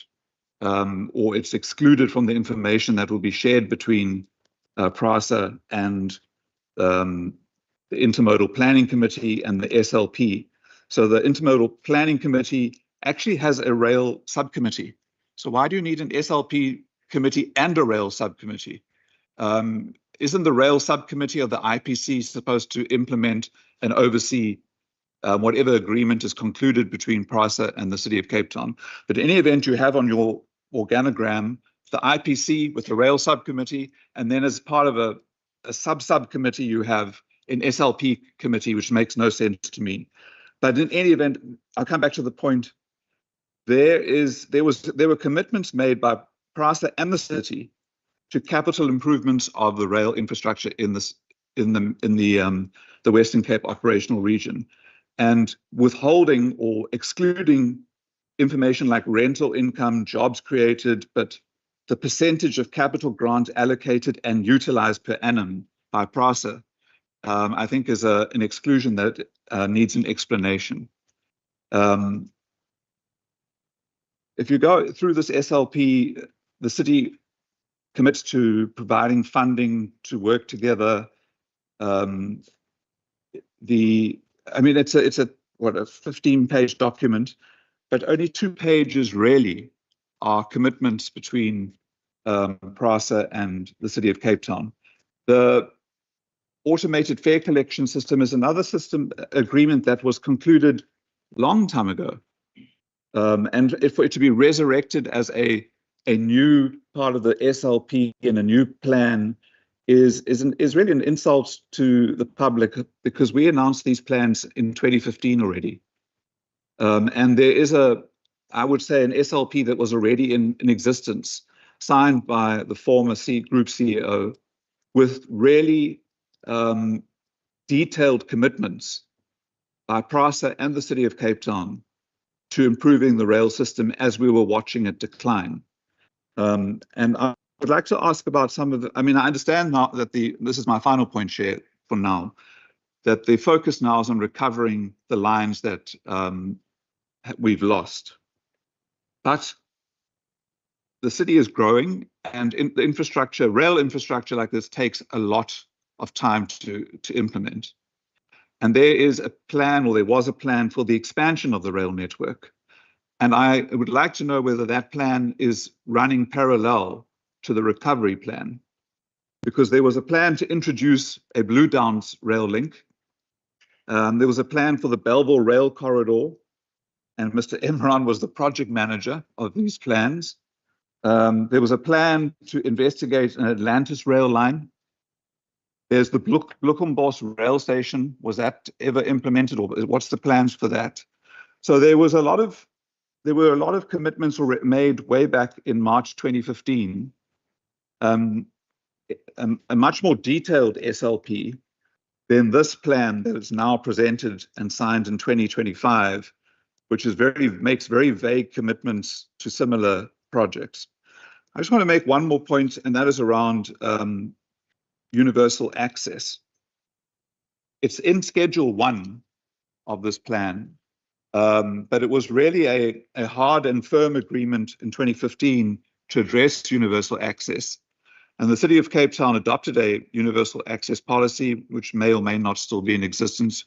We can hear from the city if it still is. But PRASA was part of that universal access policy that actually eventually won some international award, I can't remember what it was called, and made commitments to ensuring that our public transport network, and to the extent that Metro Rail is the backbone of it, was universally accessible. And now I see that in Schedule 1, the parties are going to cooperate to conclude a universal access priority plan. I would suggest that that plan is already in place, unless you scrapped the 2015 plan. So, Chair, I think that the SLP needs to be properly unpacked in front of this committee, and not presented as something that is still a work in progress when it's already been signed by PRASA and the city manager. And I think on interrogation of the plan, the committee would conclude that it's not, I don't think it meets the requirements of the National Land Transport Act. Thank you. Thank you very much. Is there anyone online before I ask my question and then provide? No, okay. So for now, for me, it's about, again, thank you for the presentation. And indeed, we're looking for a service plan from your side.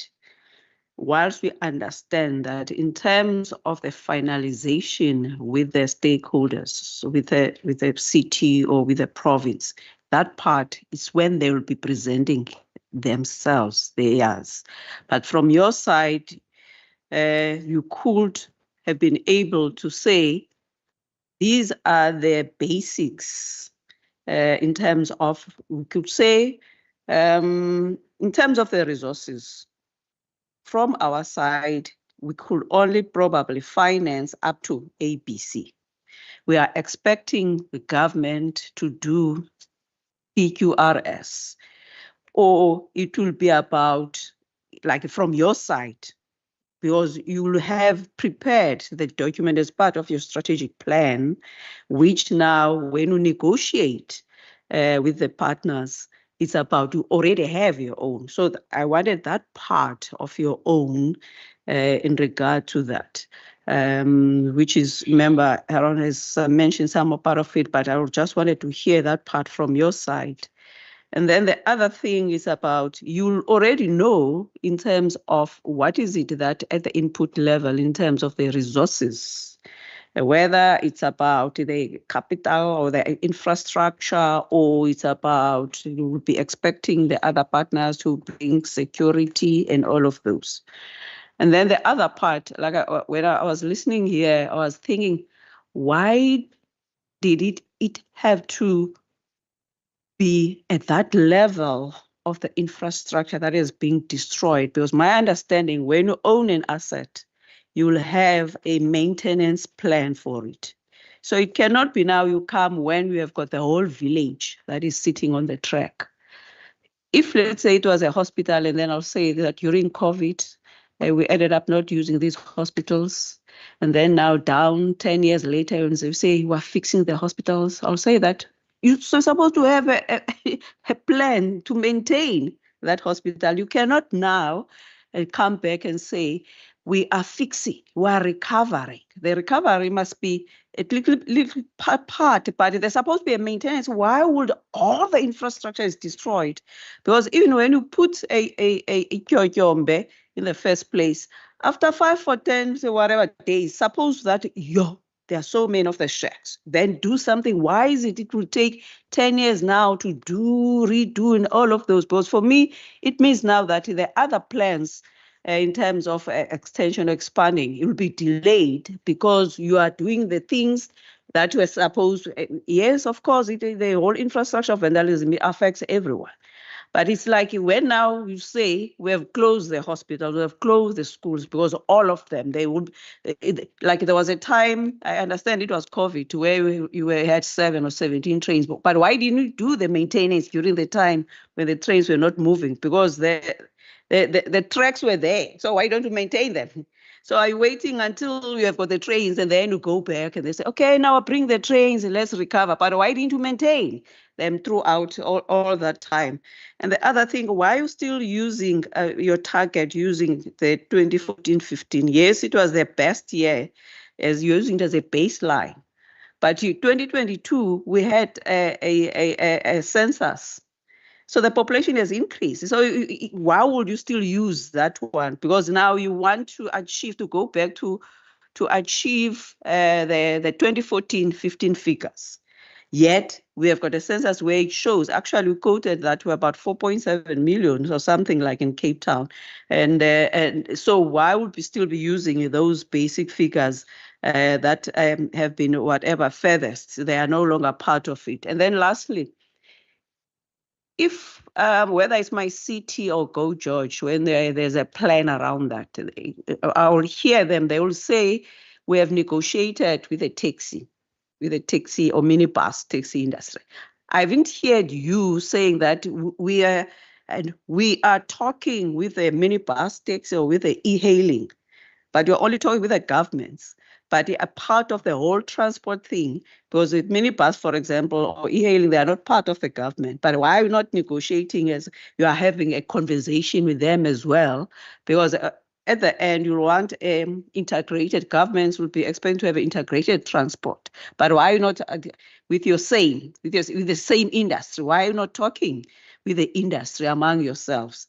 Because when we're making an example of where you catch a taxi and whatever, it will be about, probably for them, they could be able to assist in whatever. But the point is about why you only talking with the governments, but not with your counterparts within the other part. And then lastly, what is your take about evolving?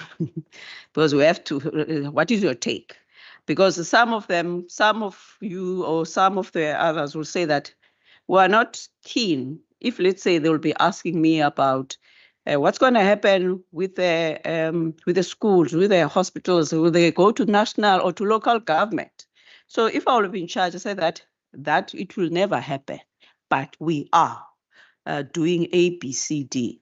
So do you see that PRASA will be able probably to provide to say, okay, city take over or whatever kind of a partnership? I understand that it needs to be decided at the political level, but for your view, what is your take around that? So we assume that you have written everything down. So we will give an opportunity for you to respond to all other questions. And then afterwards, we'll provide for the other people in the House to say something. I know it's quite a lot. Thank you, members. It's unlikely that you might be able to take further questions for now. So let's see how the response will go.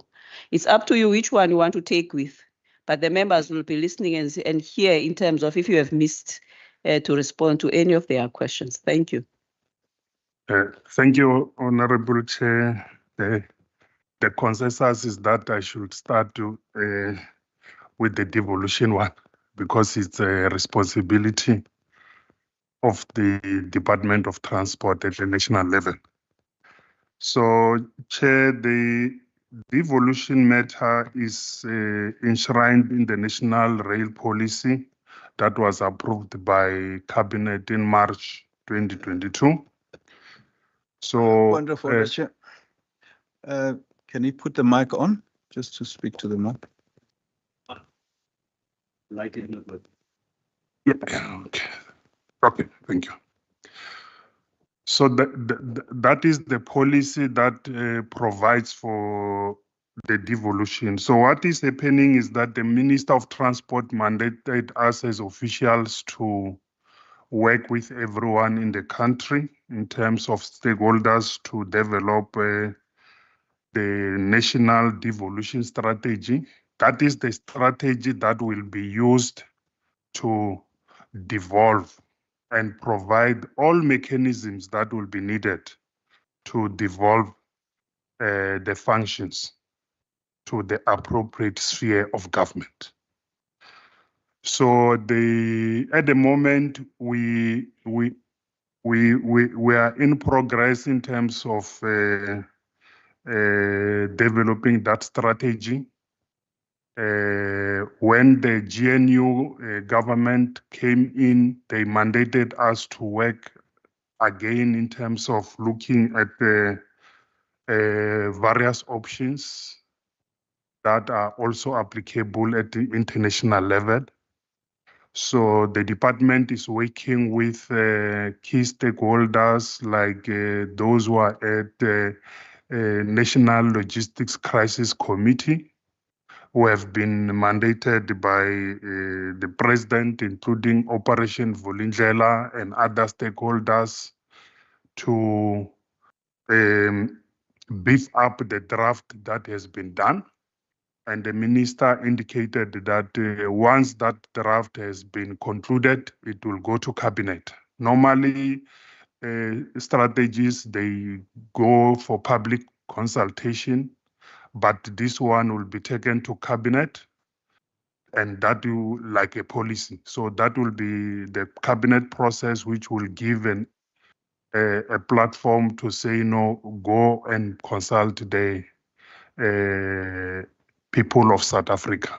So the progress is I can say it's more than 90% complete in terms of the work that needs to be done. And then from there, it will be submitted to cabinet and cabinet will give a go-ahead for public consultation. Thank you, Chair.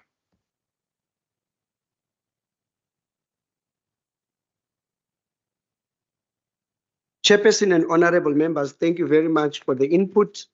I'm going to start as the members were giving their input, and then thank you to the Chief Director for dealing with the devolution one. We always say internally within PRASA, it is still at a policy level.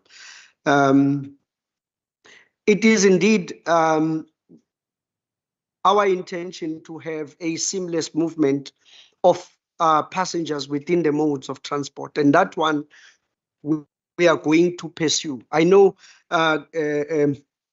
Honorable Member Herren has been indicating that These were plans that were there since 2015. We are not coming to you and introducing new plans, honorable members.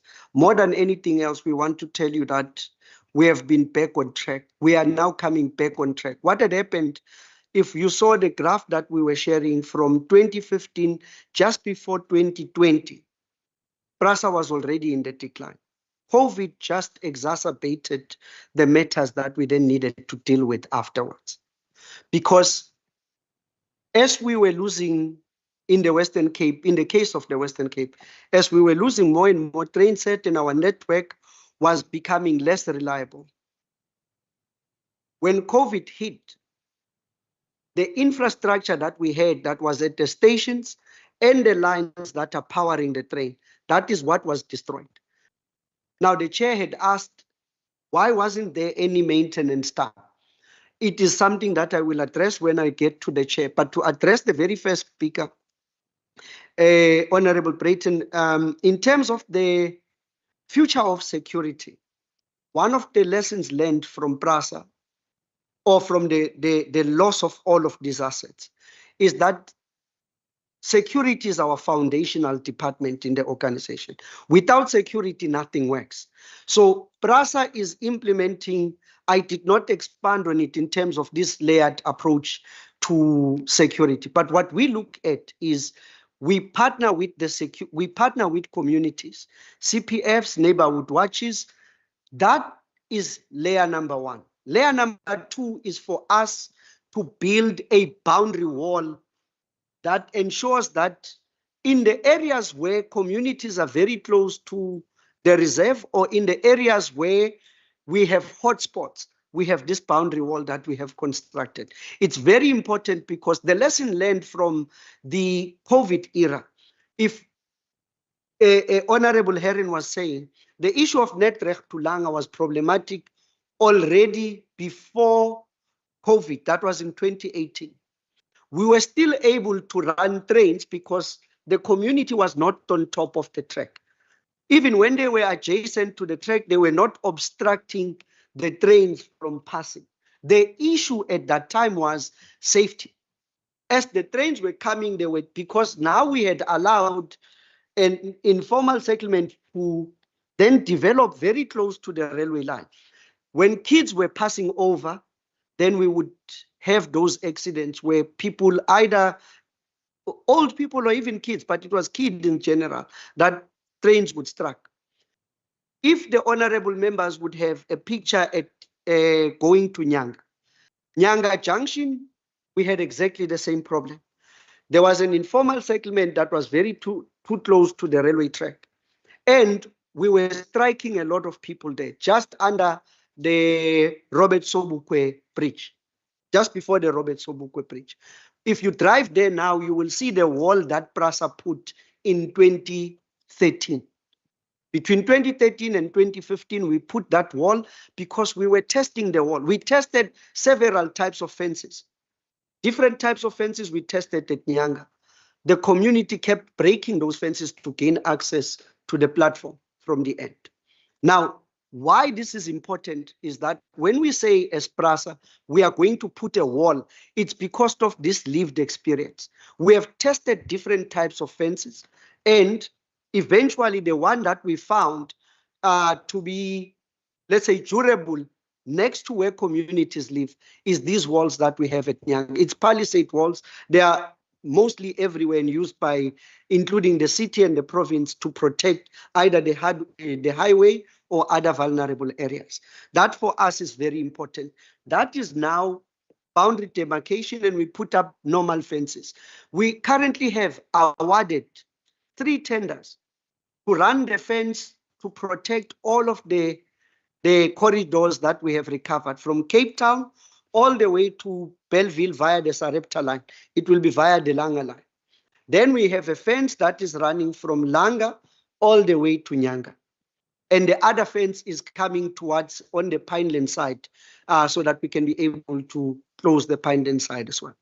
These are critical projects that we are sequencing them. It is very difficult to look at it at the current moment. You are saying, but why didn't you fence?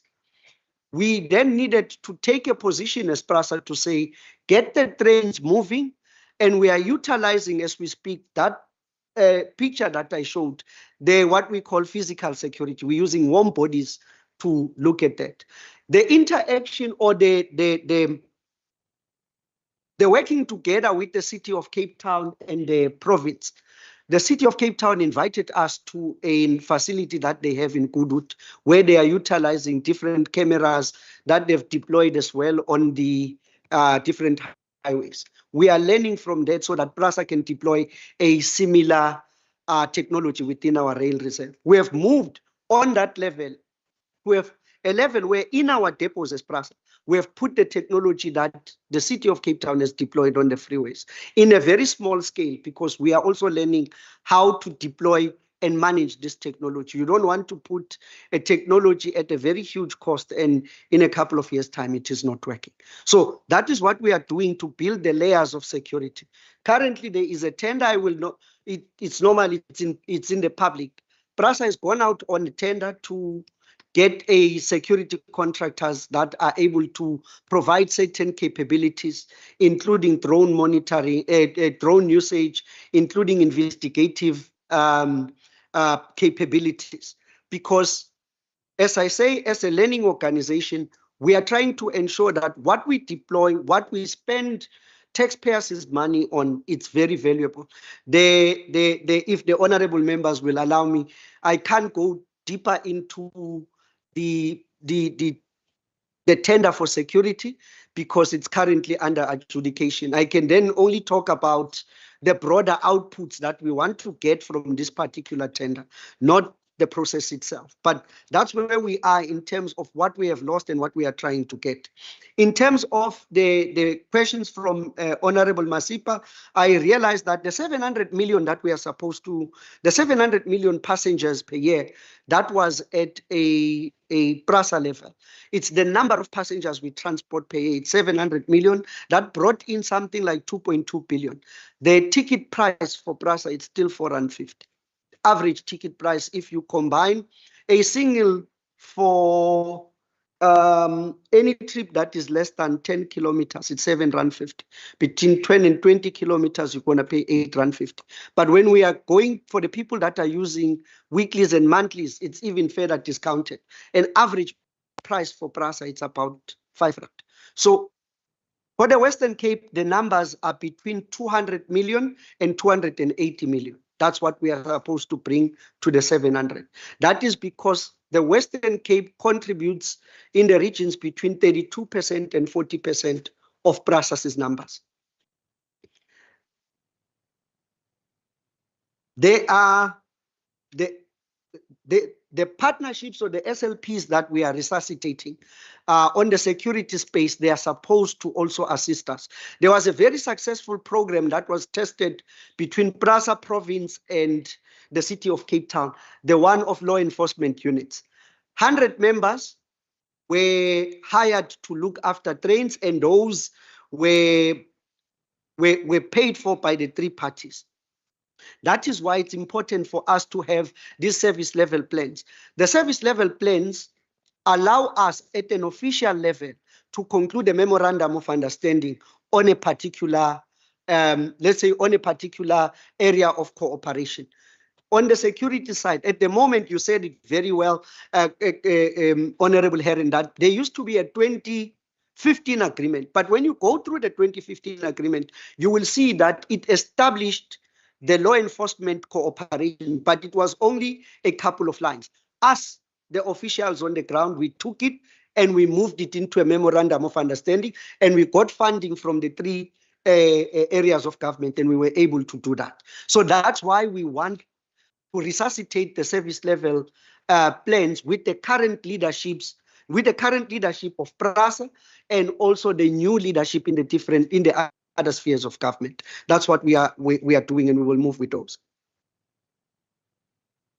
The frequencies, Honorable Masipa, I cannot increase them at the moment because without signaling, the trains cannot be very close to each other. We call that manual authorization. It's if you picture on the road, that you have somebody that is directing traffic, but they are doing it manually. So I cannot put in more and more trains in there because I may run the risk of trains colliding. One of the difficulties with trains is that at 90 kilometers an hour, unfortunately, the train will need 375 meters to stop. Those that want to check the physics, it's V squared equals to U squared plus 2AS, where V is 0, U is 90, which is 25 meters per second. The acceleration is 1 meter per second. Then you get the distance. That's the physics. It gets to the 375. To address the signaling, this is also what I didn't emphasize. Repairing of the signaling is what we are doing in the region this financial year. From 2025 to 26, it's not something that we are starting. We had already started repairing the signaling. Last year, we successfully recovered a 36-kilometer line from Cape Town to Simonstown, barring just 2 kilometers between Salt River and Woodstock. And the reason of that 2 kilometers, we ran out of space. And honorable members, the issue of local content is extremely important. When you press us as officials and you are asking whether are these things manufactured here, the reason I'm mentioning this is that the parts that we require to fix the signaling, they come from Germany.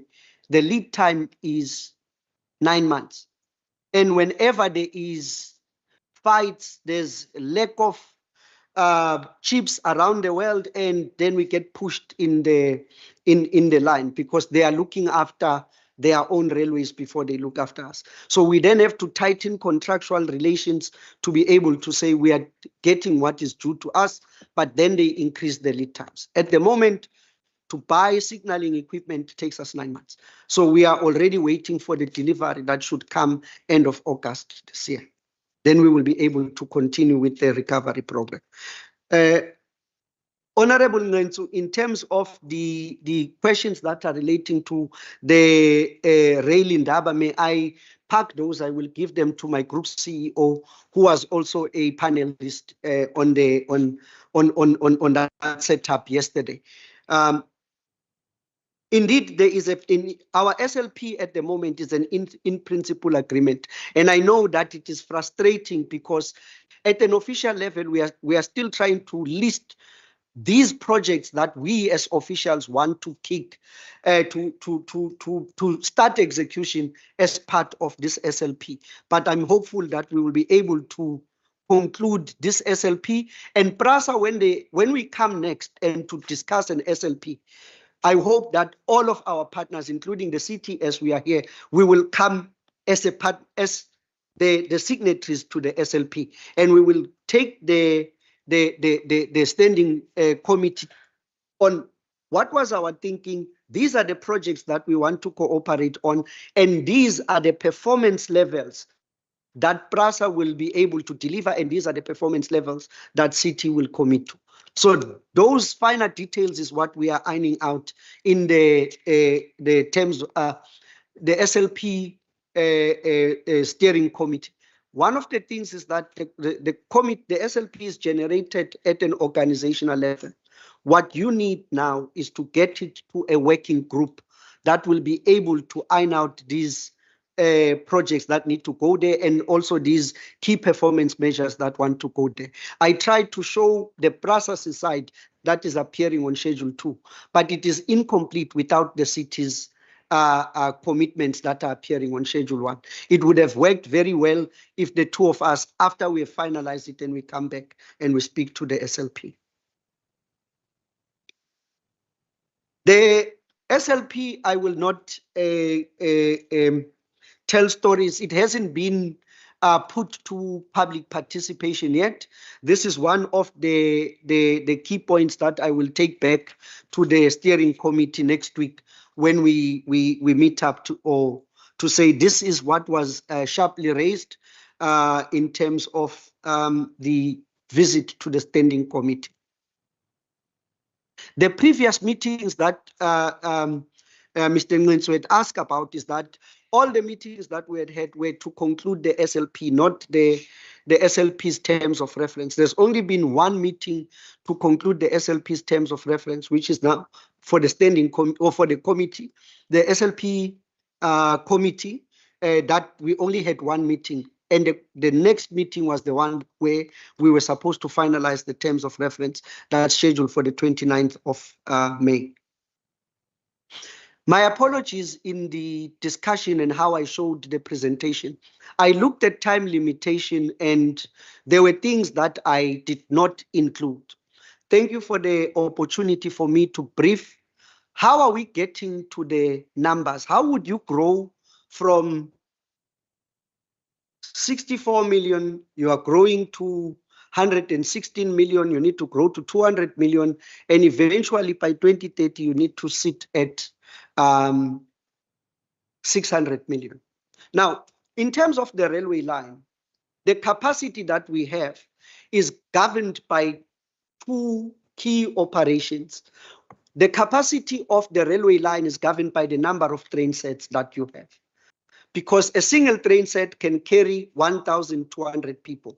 When we operate the train set from Cape Town to Wellington, we couple them. We have two train sets together. That means a single train set can carry 2,400. But on the southern corridor, that is Cape Town to Simonstown, we can't couple these because the platforms are short. So we only utilize one train that carries 1,200. But in order to get higher patronage, what we do is we run the trains faster. We increase the frequencies. So on the central line, we are running two trains that are put together. We are able to carry about 2,500 people inside those two trains. Now, with the frequency of two trains every hour, you can see for the morning peak, we are only able to carry 5,000, 5,000, 5,000. Now, when we get the signaling repaired, the signaling gives us an opportunity to run a train at least up to 5 minutes intervals. We can run a train every 6 minutes. That would give us 10 trains in one direction. Now, if you calculate the 10 trains in one direction and each train is carrying 2,500 people, you are already at 25,000. We are able every hour to pull 25,000 people from Krizani to Cape Town. And we can do similarly from Kapteinsklep to Cape Town. That is only possible where you have your repaired signaling.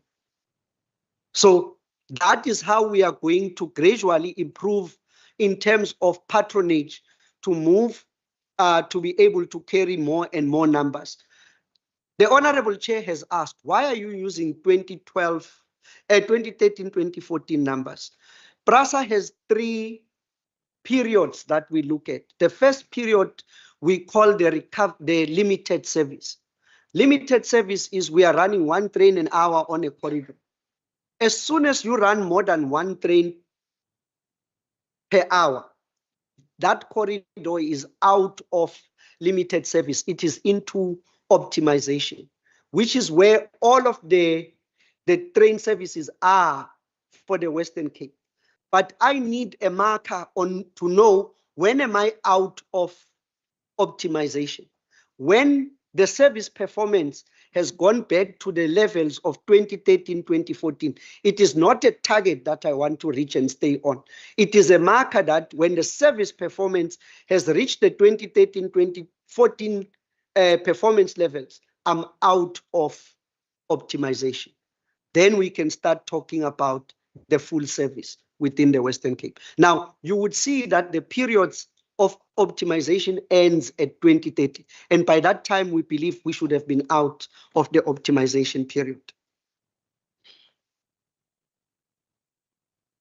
The experience of Honorable Nentu is commendable in terms of all of the work that we have been doing to relocate people from Nolungile. Indeed, from Nolungile, people were relocated. Nolungile, it's still not the encroachment at Nolungile, it's still as the people have been removed. The problem, it's at Unonkubela station. When we were removing people at Nolungile station, Nonkubela, the RR section was empty. We did not have people there. Then the RR section, like you said, it came after. Now, the level of consciousness within PRASA has extremely grown. We are not going to allow any other encroachment to happen. I can only use this card once. So may I please use it at this moment. I'm blaming previous management before I became the regional manager. I'm only using this card just at this moment because that happened and I'm just cleaning it up. I will not use that card again. It's done, it's now used. So on the issues of the Autopex buses and on the issues of Autopex buses and how many of them are, may I request, Chair, that as the Group CEO will be taking the questions that are relating to the conference that happened, the railway in Daba, I will confer with my colleagues that are not here because I'm on the railway space, but it doesn't mean a cop-out that I won't give you the answer. I'll just contact my colleagues to give you what is happening in terms of how many buses do we have and how many trips are they running towards the Eastern Cape and also towards Johannesburg. And Honorable Heron, in the conclusion, in your inputs that you have put in, the decline that we saw as PRASA out of 2015 up until the COVID era, it derailed us from all of the commitments that we have made. The chair has indicated something that is very truthful.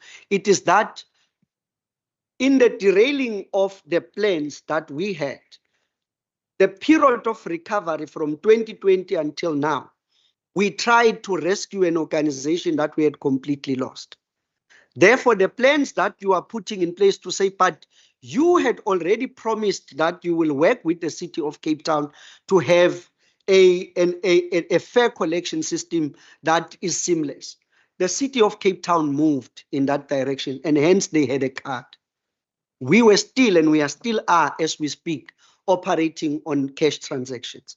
So now that we are completed with the recovery process, or we are on our route to optimization, we then are interfacing with the City of Cape Town to say, as you are developing a new way of checking or of selling tickets, please introduce us to that because we need to move in that direction. That is, we go back or we pivot back to the original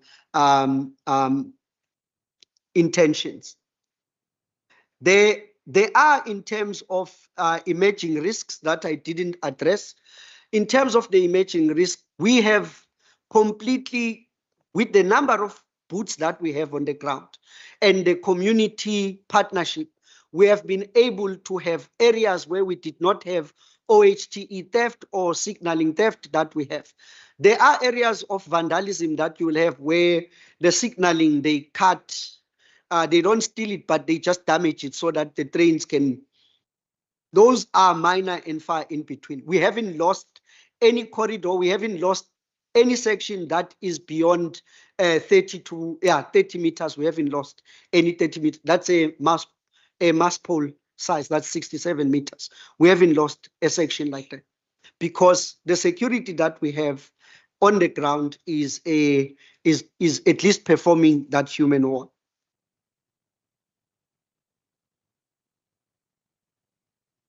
The comments on the SLP, I accept the comments that had been made by Honorable Heron. I'm going to take them as you have presented them in this committee.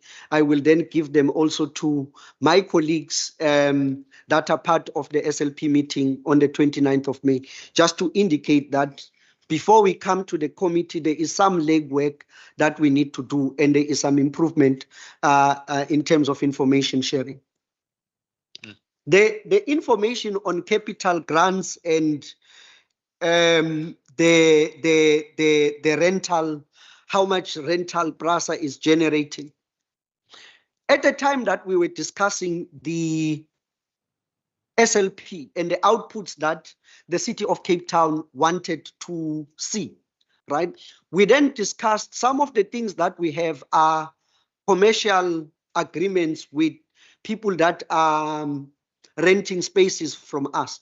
We just didn't say nothing will ever be shared. We just need to find a modality of how we protect the capital program that we have, right? But what we indicated to the SLP is that all of the revenue that needs to be generated at the PRASA level, the revenue that needs to be generated at the provincial level, we will share with them, and we will share those targets, and we will share as we are moving towards that particular target.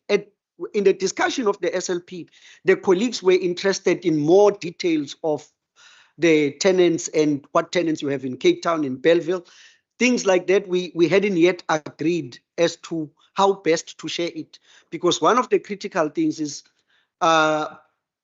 we share information in public spaces like this. So the two of us, the city and PRASA, we need to know how then to better treat commercial information. It is not out of share rejection. It's just that we are still working on the mechanism to deal with that. I would really, really love us to go back to expansion. We are just recovering the services at the moment. However, in terms of the Blue Downs link, that one is in PRASA's plans. It is in PRASA's corporate plan. We detoured in terms of the Blue Down because we did not have the central line. If you don't have a train that is passing Nolungile to Krizan, you can't connect to the Blue Downs. Now that we have that line and we are recovering in terms of that, our plan is going back to the Blue Downs link. That's why it's also appearing on the PRASA plan. The Atlantic rail, that one is also still part of the PRASA's plan. We are working with our sister company at Danun. They have an informal settlement that is blocking the train from going towards Atlantis.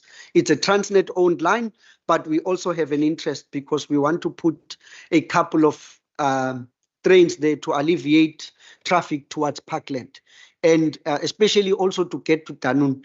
Danun, we believe it's an A corridor. We have to get to it. We are working with our sister company, that's Transnet, to get there.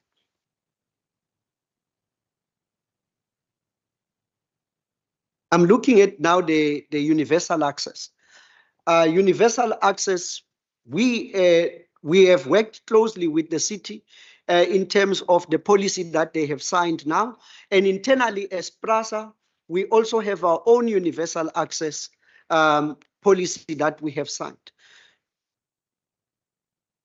The commitments that were made in 2016, I wish to also indicate at the moment, we have been derailed, but PRASA has appointed a service provider that is responsible for assessing all of our stations in terms of universal accessibility. That inception program has been completed. There are several platforms in the Western Cape. There's 30 of those platforms in the Western Cape that are targeted for improvement, for us to be able to make them accessible for people with reduced mobility. The inception report that we have received from the consultants is for us as PRASA to plan and map the way ahead in terms of being able to get budgetary figures to put in terms of the proper business cases that we need to develop. Now that we have that inception report, we can then start sharing it with the different stakeholders just to share at least the Western Cape's plan to ensure that we have improved accessibility for the different stations. We did not abandon the program. We know we did a lot of stations at Esterefir was one of those stations that we dealt with. There were lots of other stations that we dealt with. The way we built Krizani stations was to ensure that it was universally accessible. So we are indicating we haven't abandoned that, and we have had a consultant that is appointed to assist us in earnest to say how long will this road be in terms of building a business case? And we can share that business case with the different stakeholders. Once we have developed from the policy, now we are developing an action plan to come back to deal with universal accessibility. Chairperson, the only other, because the chair's questions I have tried to answer in between addressing the other inputs. But Chair, in terms of the finalization of the questions you asked, is that in terms of the infrastructure maintenance, we had an unfortunate instance of history in terms of what happened in PRASA. In October of 2019, the security contracts of PRASA were cancelled, the contracted security. There was a reason for that. We were trying to regularize the outsourced contract services. But in trying to do that, we then got into a litigation space where you are unable to bring in any new contractors. That was October, the beginning of November. In December of 2019, PRASA's then administrator was then appointed. With the dissolution of the board, PRASA's then administrator was appointed. Trying to then manage this particular aspect and also trying to manage the appointment of the administrator that was being done at the ministry level. But in trying to manage the resolution to the security aspect, the Honorable President on the 26th of March announced that we were going to shelter in place. Shelter in place meant that we were supposed to stay at home, including all of us that were working in the railways. That left the railways with only the internal security without access to the contracted security that we are busy fighting with. That was 880 strong members in the Western Cape. Completely national, it is around 3,600 members that we couldn't utilize during COVID. We then had to prioritize which areas we were going to protect. And for us, it was to protect the trains and Cape Town Station and to protect our control centers. When we came back, we never anticipated the level of vandalism that we experienced. Honorable members, it was not in our lived experience where a complete corridor is stripped. It is not in our lived experience where a station is completely stripped, including the roof. Our lived experience was there's these 3 lights here that are broken. There's a palisade fence that is, or a couple of lights under the subway. That, until that moment, was our lived experience. What we came back to was something, unfortunately, you can say we should have anticipated it, but our lived experience up to that point was something different. And hence how we prioritize the legal security that we have. We lost everything, ma'am, because we were undergoing all of this flux within PRASA. So we do interact with the taxis and the taxi association. We meet with the taxi association under the auspices of the Intermodal Planning Committee because there are subcommittees that we deal with the taxis there. But we also deal with the taxis at meetings that are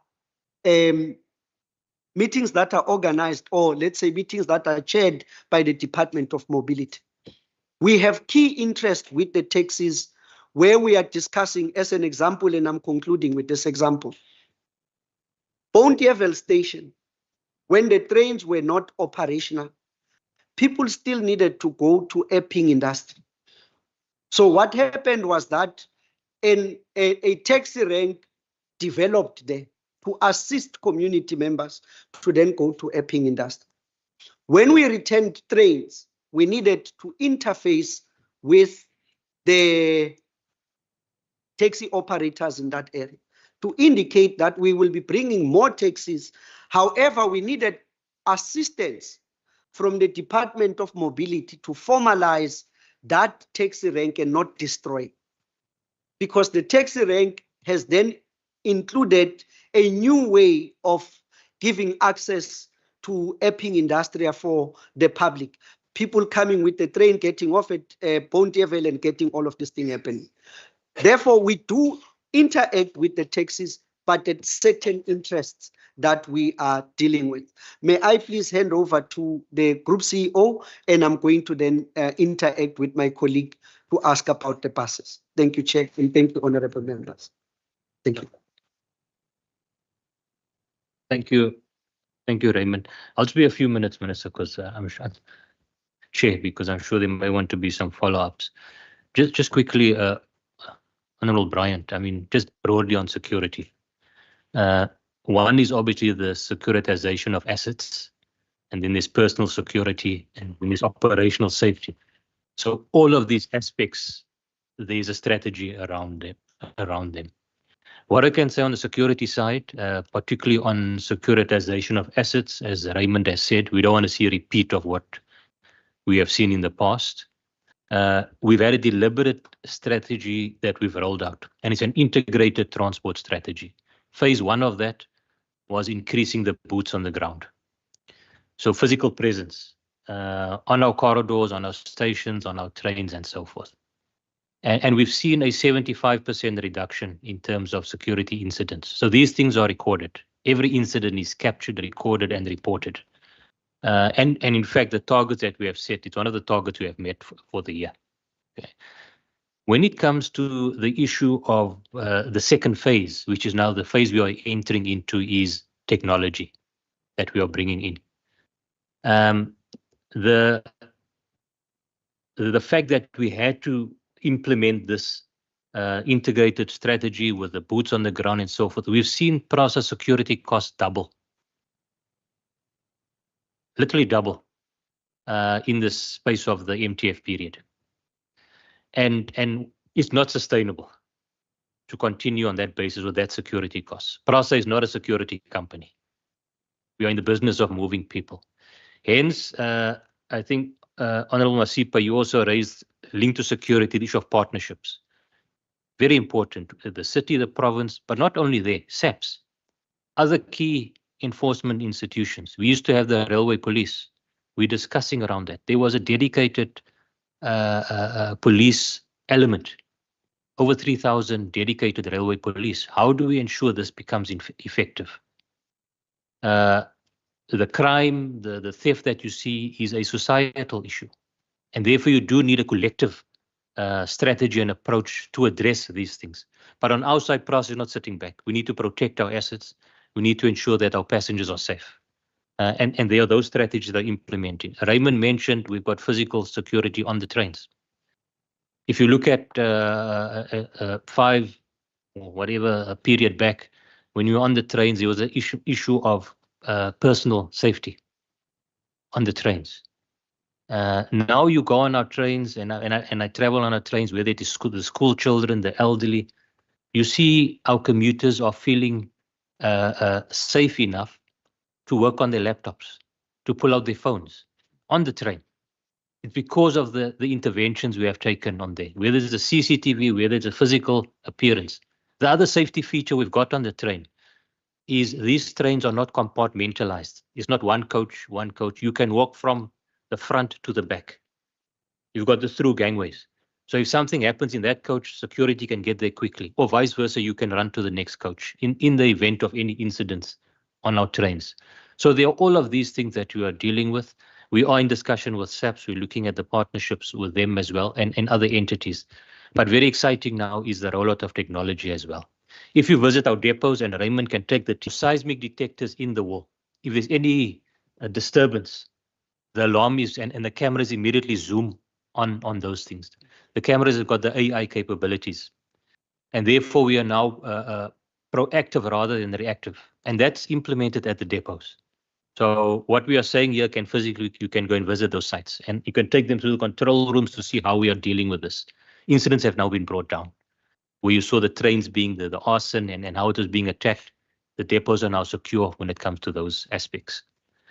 When we talk, just very quickly, Honorable Masip, I know when you mentioned the 700 million, you're referring to what I mentioned. The 700 million I refer to as revenue, refer to our secondary mandate. So through property development, leasing of our land and so forth. Okay, and that's a national figure. The team can look and give the figures for regional. I don't have it here in front of me. But when you look at PRASA's revenue streams, there are three main revenue streams, if I can put it that way. One is the subsidy we get from government, right? Number two is our fair revenue income that comes through. And number three is this, what we call sweating the assets, through the secondary mandate, which was a 700 million. If you want to know what our fair revenue was for the year, it was sitting about 650 million. That was based on the 77 million passengers that we transported. Now, I want the members just to bear this in mind, because this talks about the sustainability of PRASA. We spoke about 600 million passengers per annum. And it is a benchmark, Chair. It is not there to say, it's just benchmarking that we have done back in 2013. In fact, if you look back at the 1980s, we were sitting at close to 800. So there were different figures and that, but it's benchmarking we are doing. Now, bear in mind, when we were transporting 600 million passengers per annum, your fare revenue then was sitting over 2 billion rand, between 2.5 and 3 billion rand.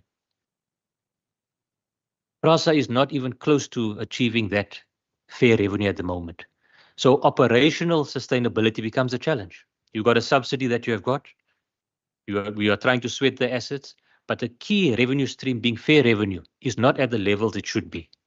It will only get there once we complete this recovery and rebuild and modernization program, this optimization that we are talking about. And so I wanted to mention that so we get a sense of the revenue streams and the operational, some of the funding issues that we are dealing with and plans that we are putting together when it comes to that. Honorable Oensa, I hope I'm not butchering your name. I do apologize. No, Oenso. Apologies for that. Yes, we had the Africa Rail Conference. We just came from that now in Sandton. And I know colleagues were there from the region. I saw the colleague from the province, and that was well represented. And it was a successful rail conference that we had there. It's not a PRASA conference, it's an Africa Rail Conference.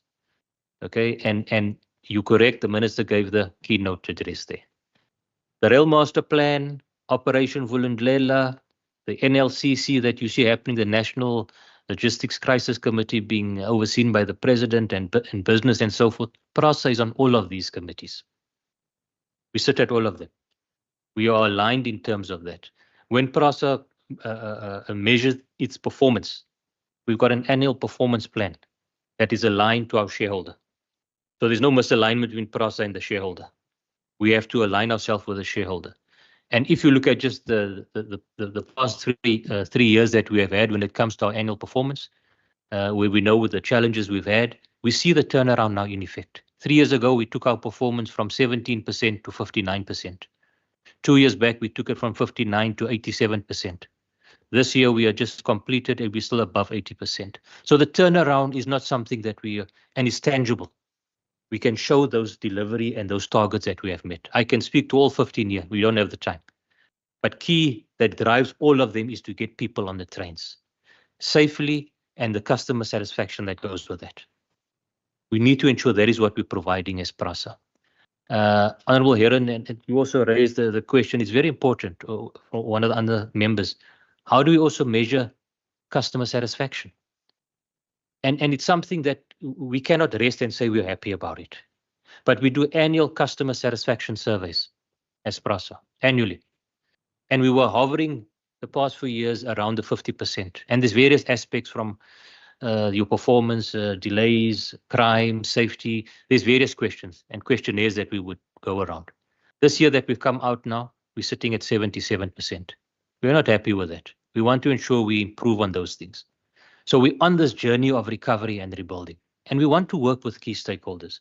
I'm glad those questions came around the taxis, and just this year in my Q4 report, I just came from presenting to the board. We take this stakeholder engagement seriously, and I note also we've got some key stakeholders sitting here from the public as well. Very important. This year, this last quarter that we had, Q4 of the last year, not only the taxi industry, but very important also those entities from the disability sector that we've had engagement with. And how do we sort of enhance on those things? There are still challenges. PRASA by no means is sitting here and say we have recovered. We know the challenges around our platform heights between the entry to the train and the platform level. There are still these challenges. We're looking now at the immediate intervention of ramps on some of our key stations. What is the medium term to raise the platforms? That takes a bit more time. So those plans are there. That's why I brought with me here today. We've got the CEO of the operating division, the CEO of our capital division that manages some of these projects. So platform rectification sits there. How do we deal with the operational optimization? Sits here.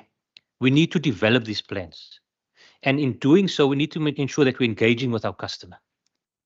PRASA is not doing this for PRASA's sake. We are providing a service for customers. So that engagement, we are still a long way to go in terms of getting the ticketing. Very important.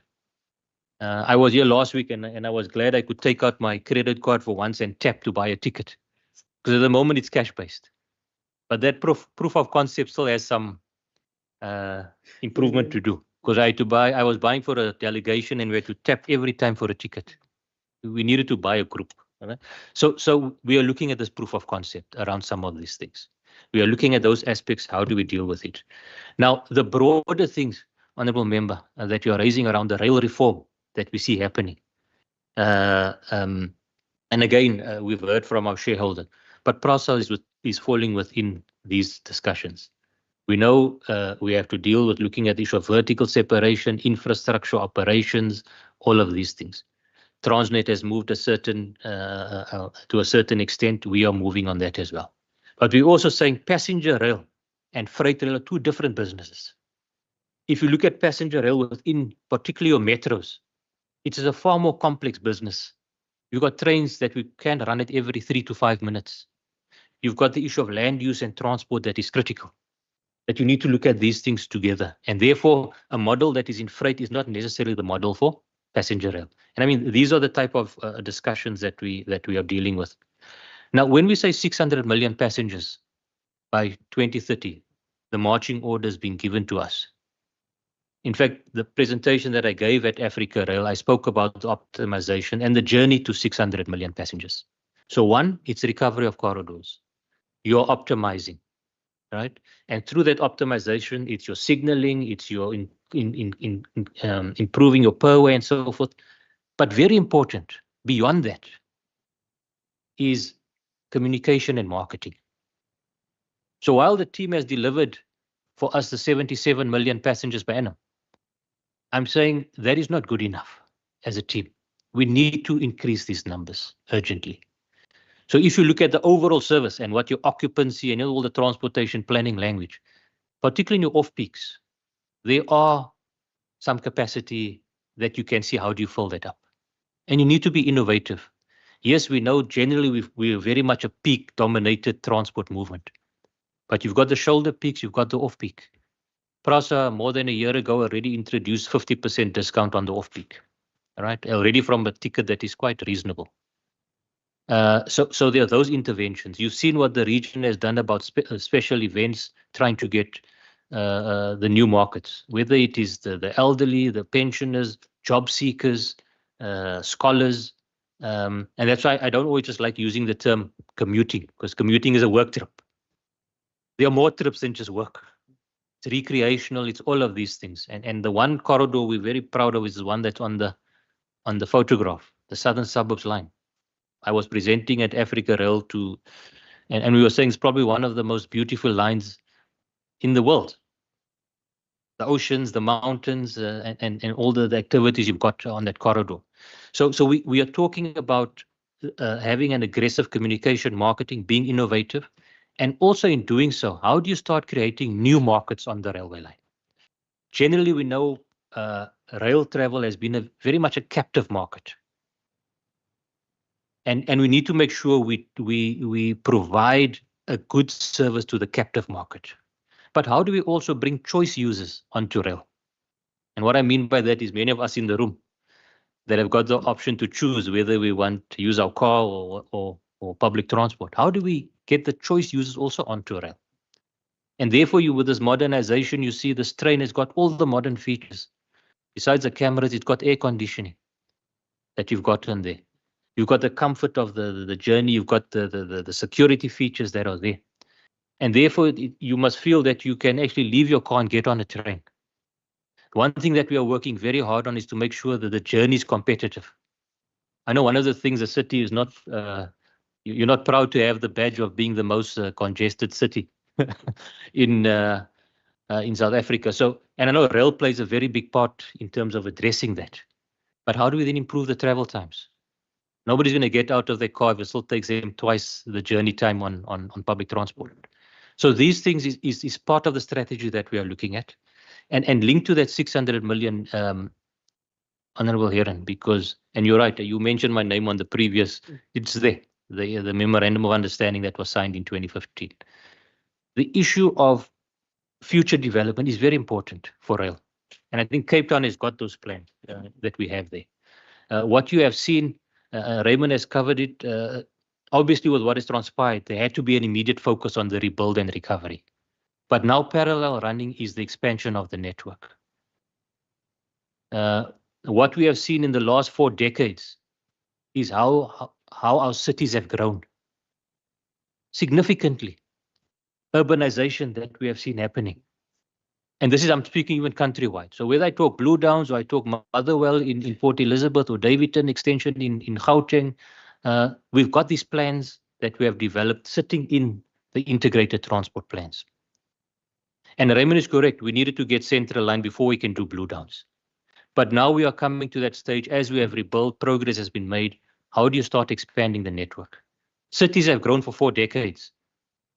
But if you ask me how much has the rail network grown in 40 years, I can mention the Khayelitsha rail extension, which was 4 kilometers. I can mention the Bridge City rail extension in KZN, in KwaMashu, which is 3 kilometers. And that is pretty much it, 7 kilometers. Pretty much what the expansion has been, stations, some new stations here and there. But cities have grown significantly.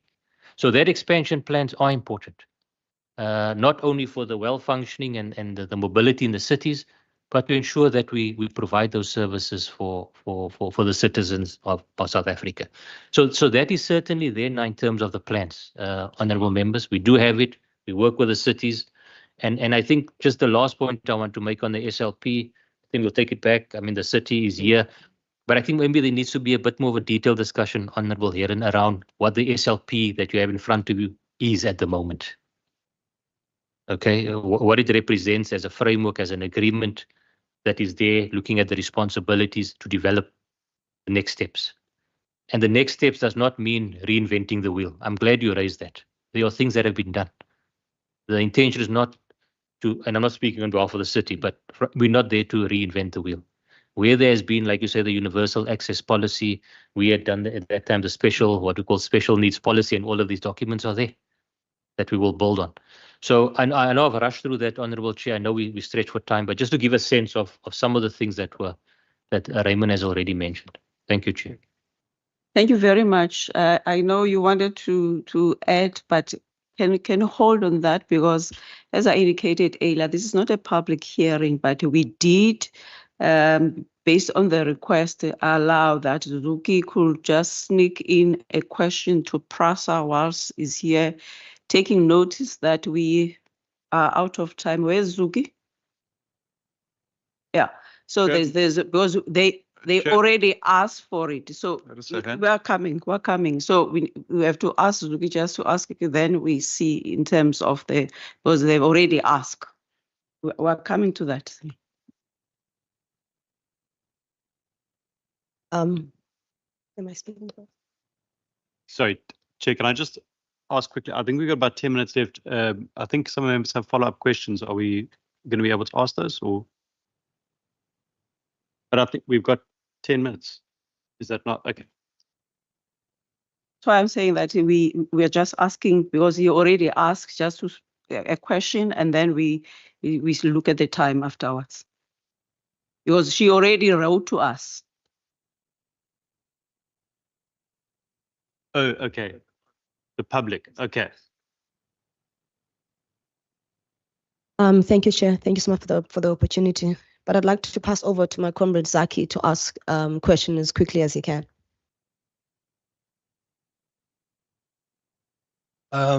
It's almost afternoon, but morning again to everyone, particularly Chair.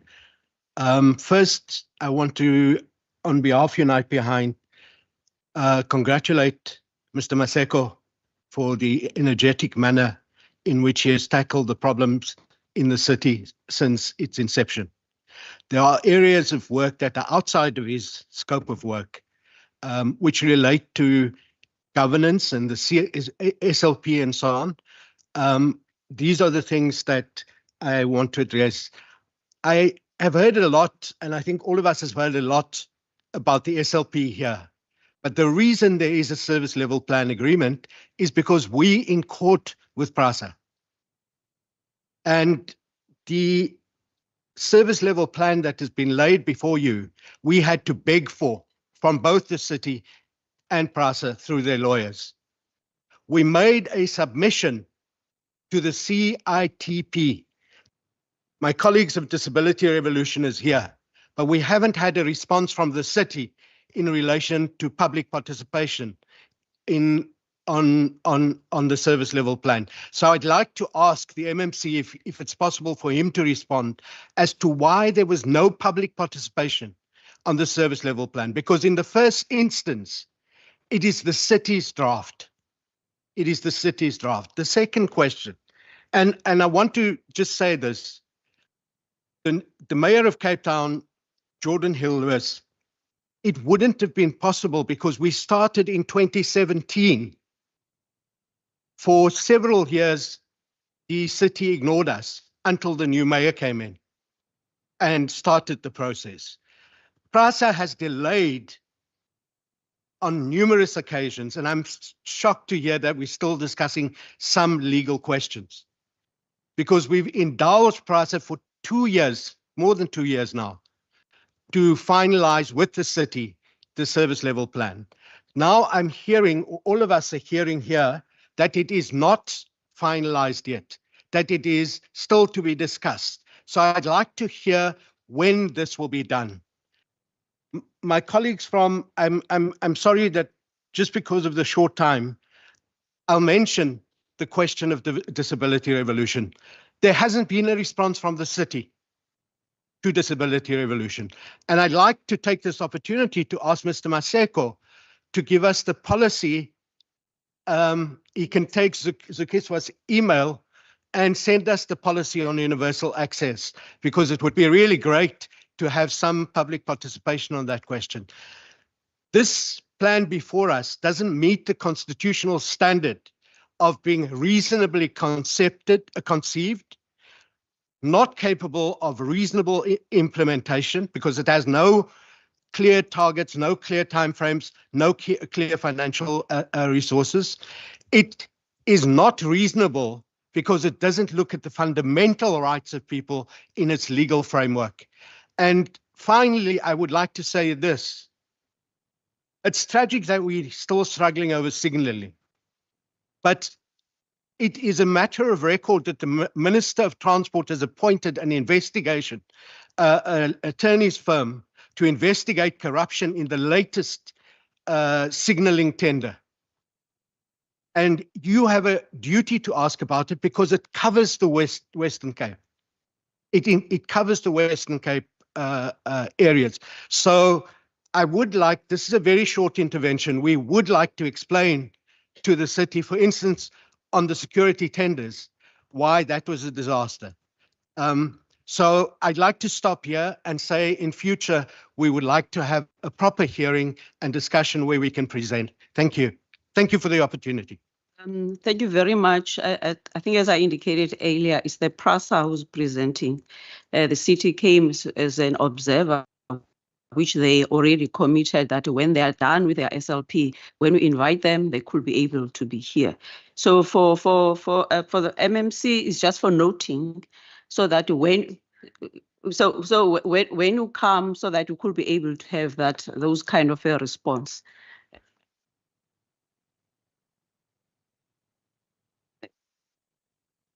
Just wait a second. Member Brian, you wanted to, because we're already left with 5 minutes now. Because we need to provide PRASA also to do the closing. Thanks. Yeah, I just want to find out, are we going to do a round of follow-up questions or? Meeting ends at 12. Okay.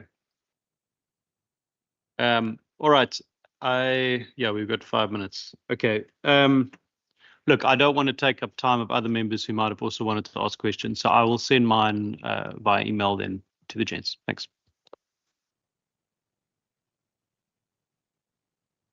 Chair, I think, there's no time, but I just want to maybe ask this question with regards to timelines, because, well said and done. You indicated that the devolution discussion is going on and there will be public participation and so forth. If you can really maybe share with us the timelines in that regard. I don't know if I'm audible. I see you leaning forward. Am I audible? The second one, obviously, is relating to signals timelines, because this is critical.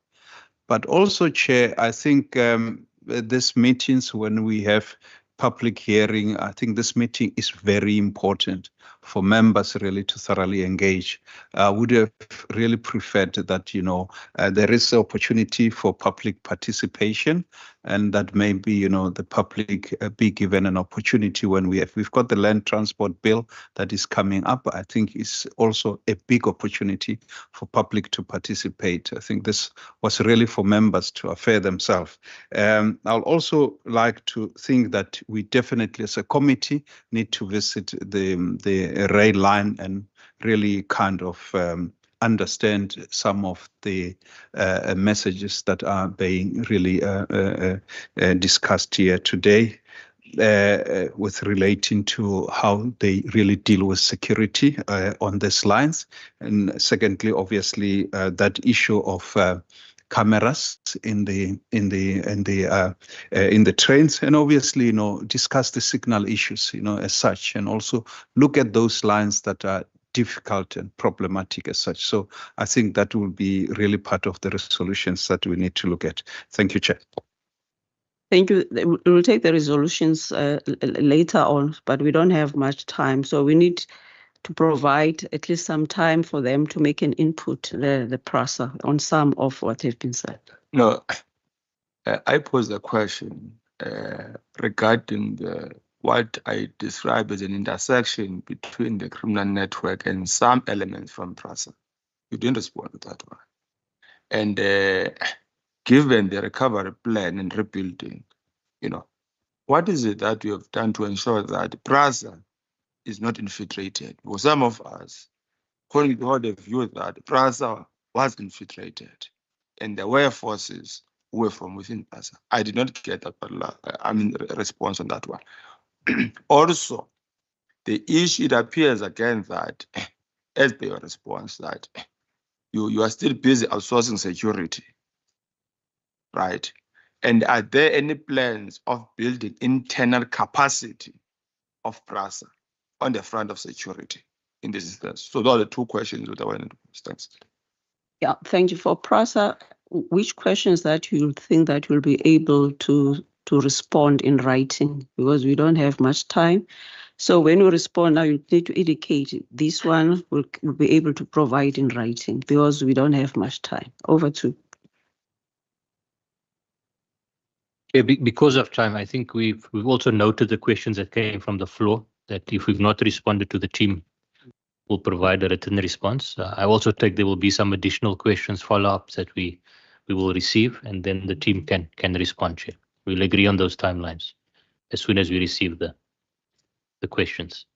If you wanted me to respond to some of them now, but I know it's 12 o'clock already, so we can do it all in writing, not a problem. Thank you very much, because we have run out of time.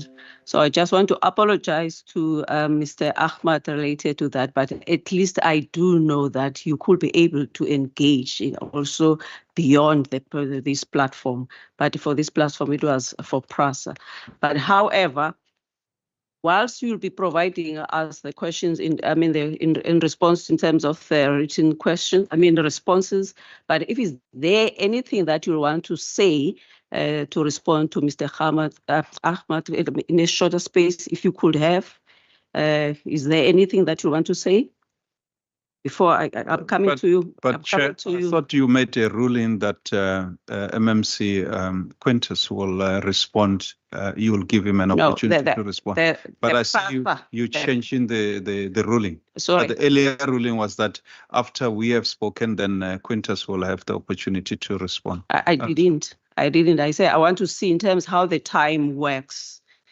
So we are run out of time, but now we're saying that all the questions the PRASA that's supposed to respond to, they can do it in writing, but they cannot do it in writing for the question that came. That's why I'm asking them, is there anything specifically in such a short time that they'll want to respond to Mr. Ahmad? But for us, we get in writing because there's no time. That's what we said.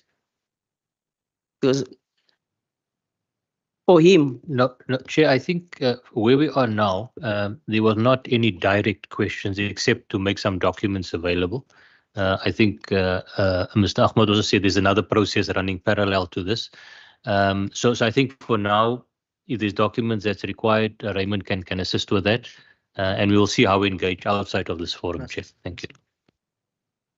Thank you very much. Thank you very much. Any closing remarks? You have already done the closing remarks, but I want to thank the PRASA for being not only being available, but almost all your team, senior team that could be here.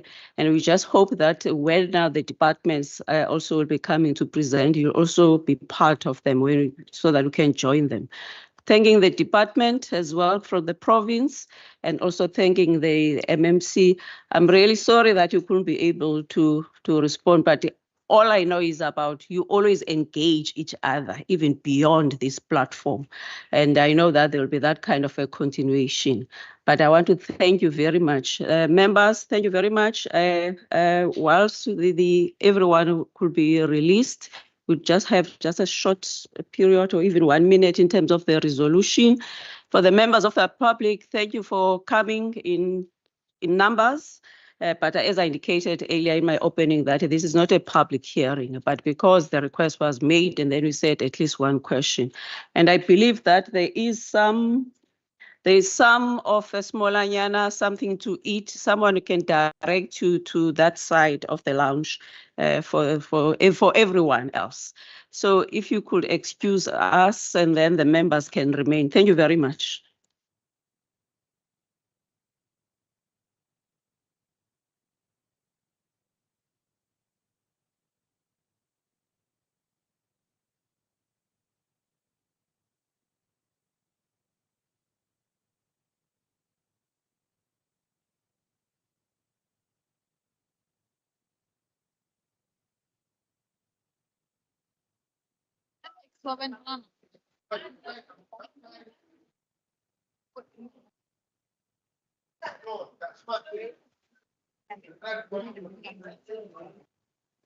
Irritating these people out.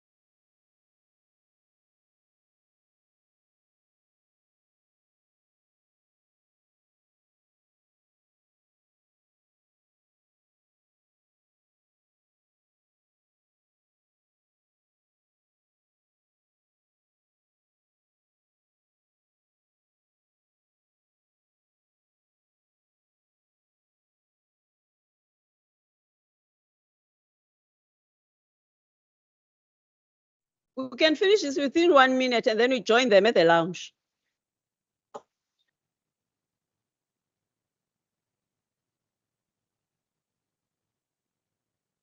Okay, members, the resolution. Okay, sorry. So if there are any resolutions, because I see, because everyone is now, so if there are any resolutions, can you please send it to Ms. Adams, please? No, I must do it now.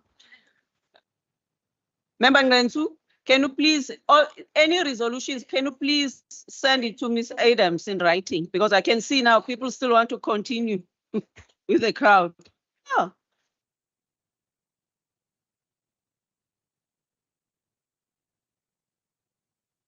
Now, I'm coming. I'm coming. I'll see you outside. I'm coming. Thank you. So if there are any resolutions, can you please send it to Ms. Adams, because I can see now we are all disturbed.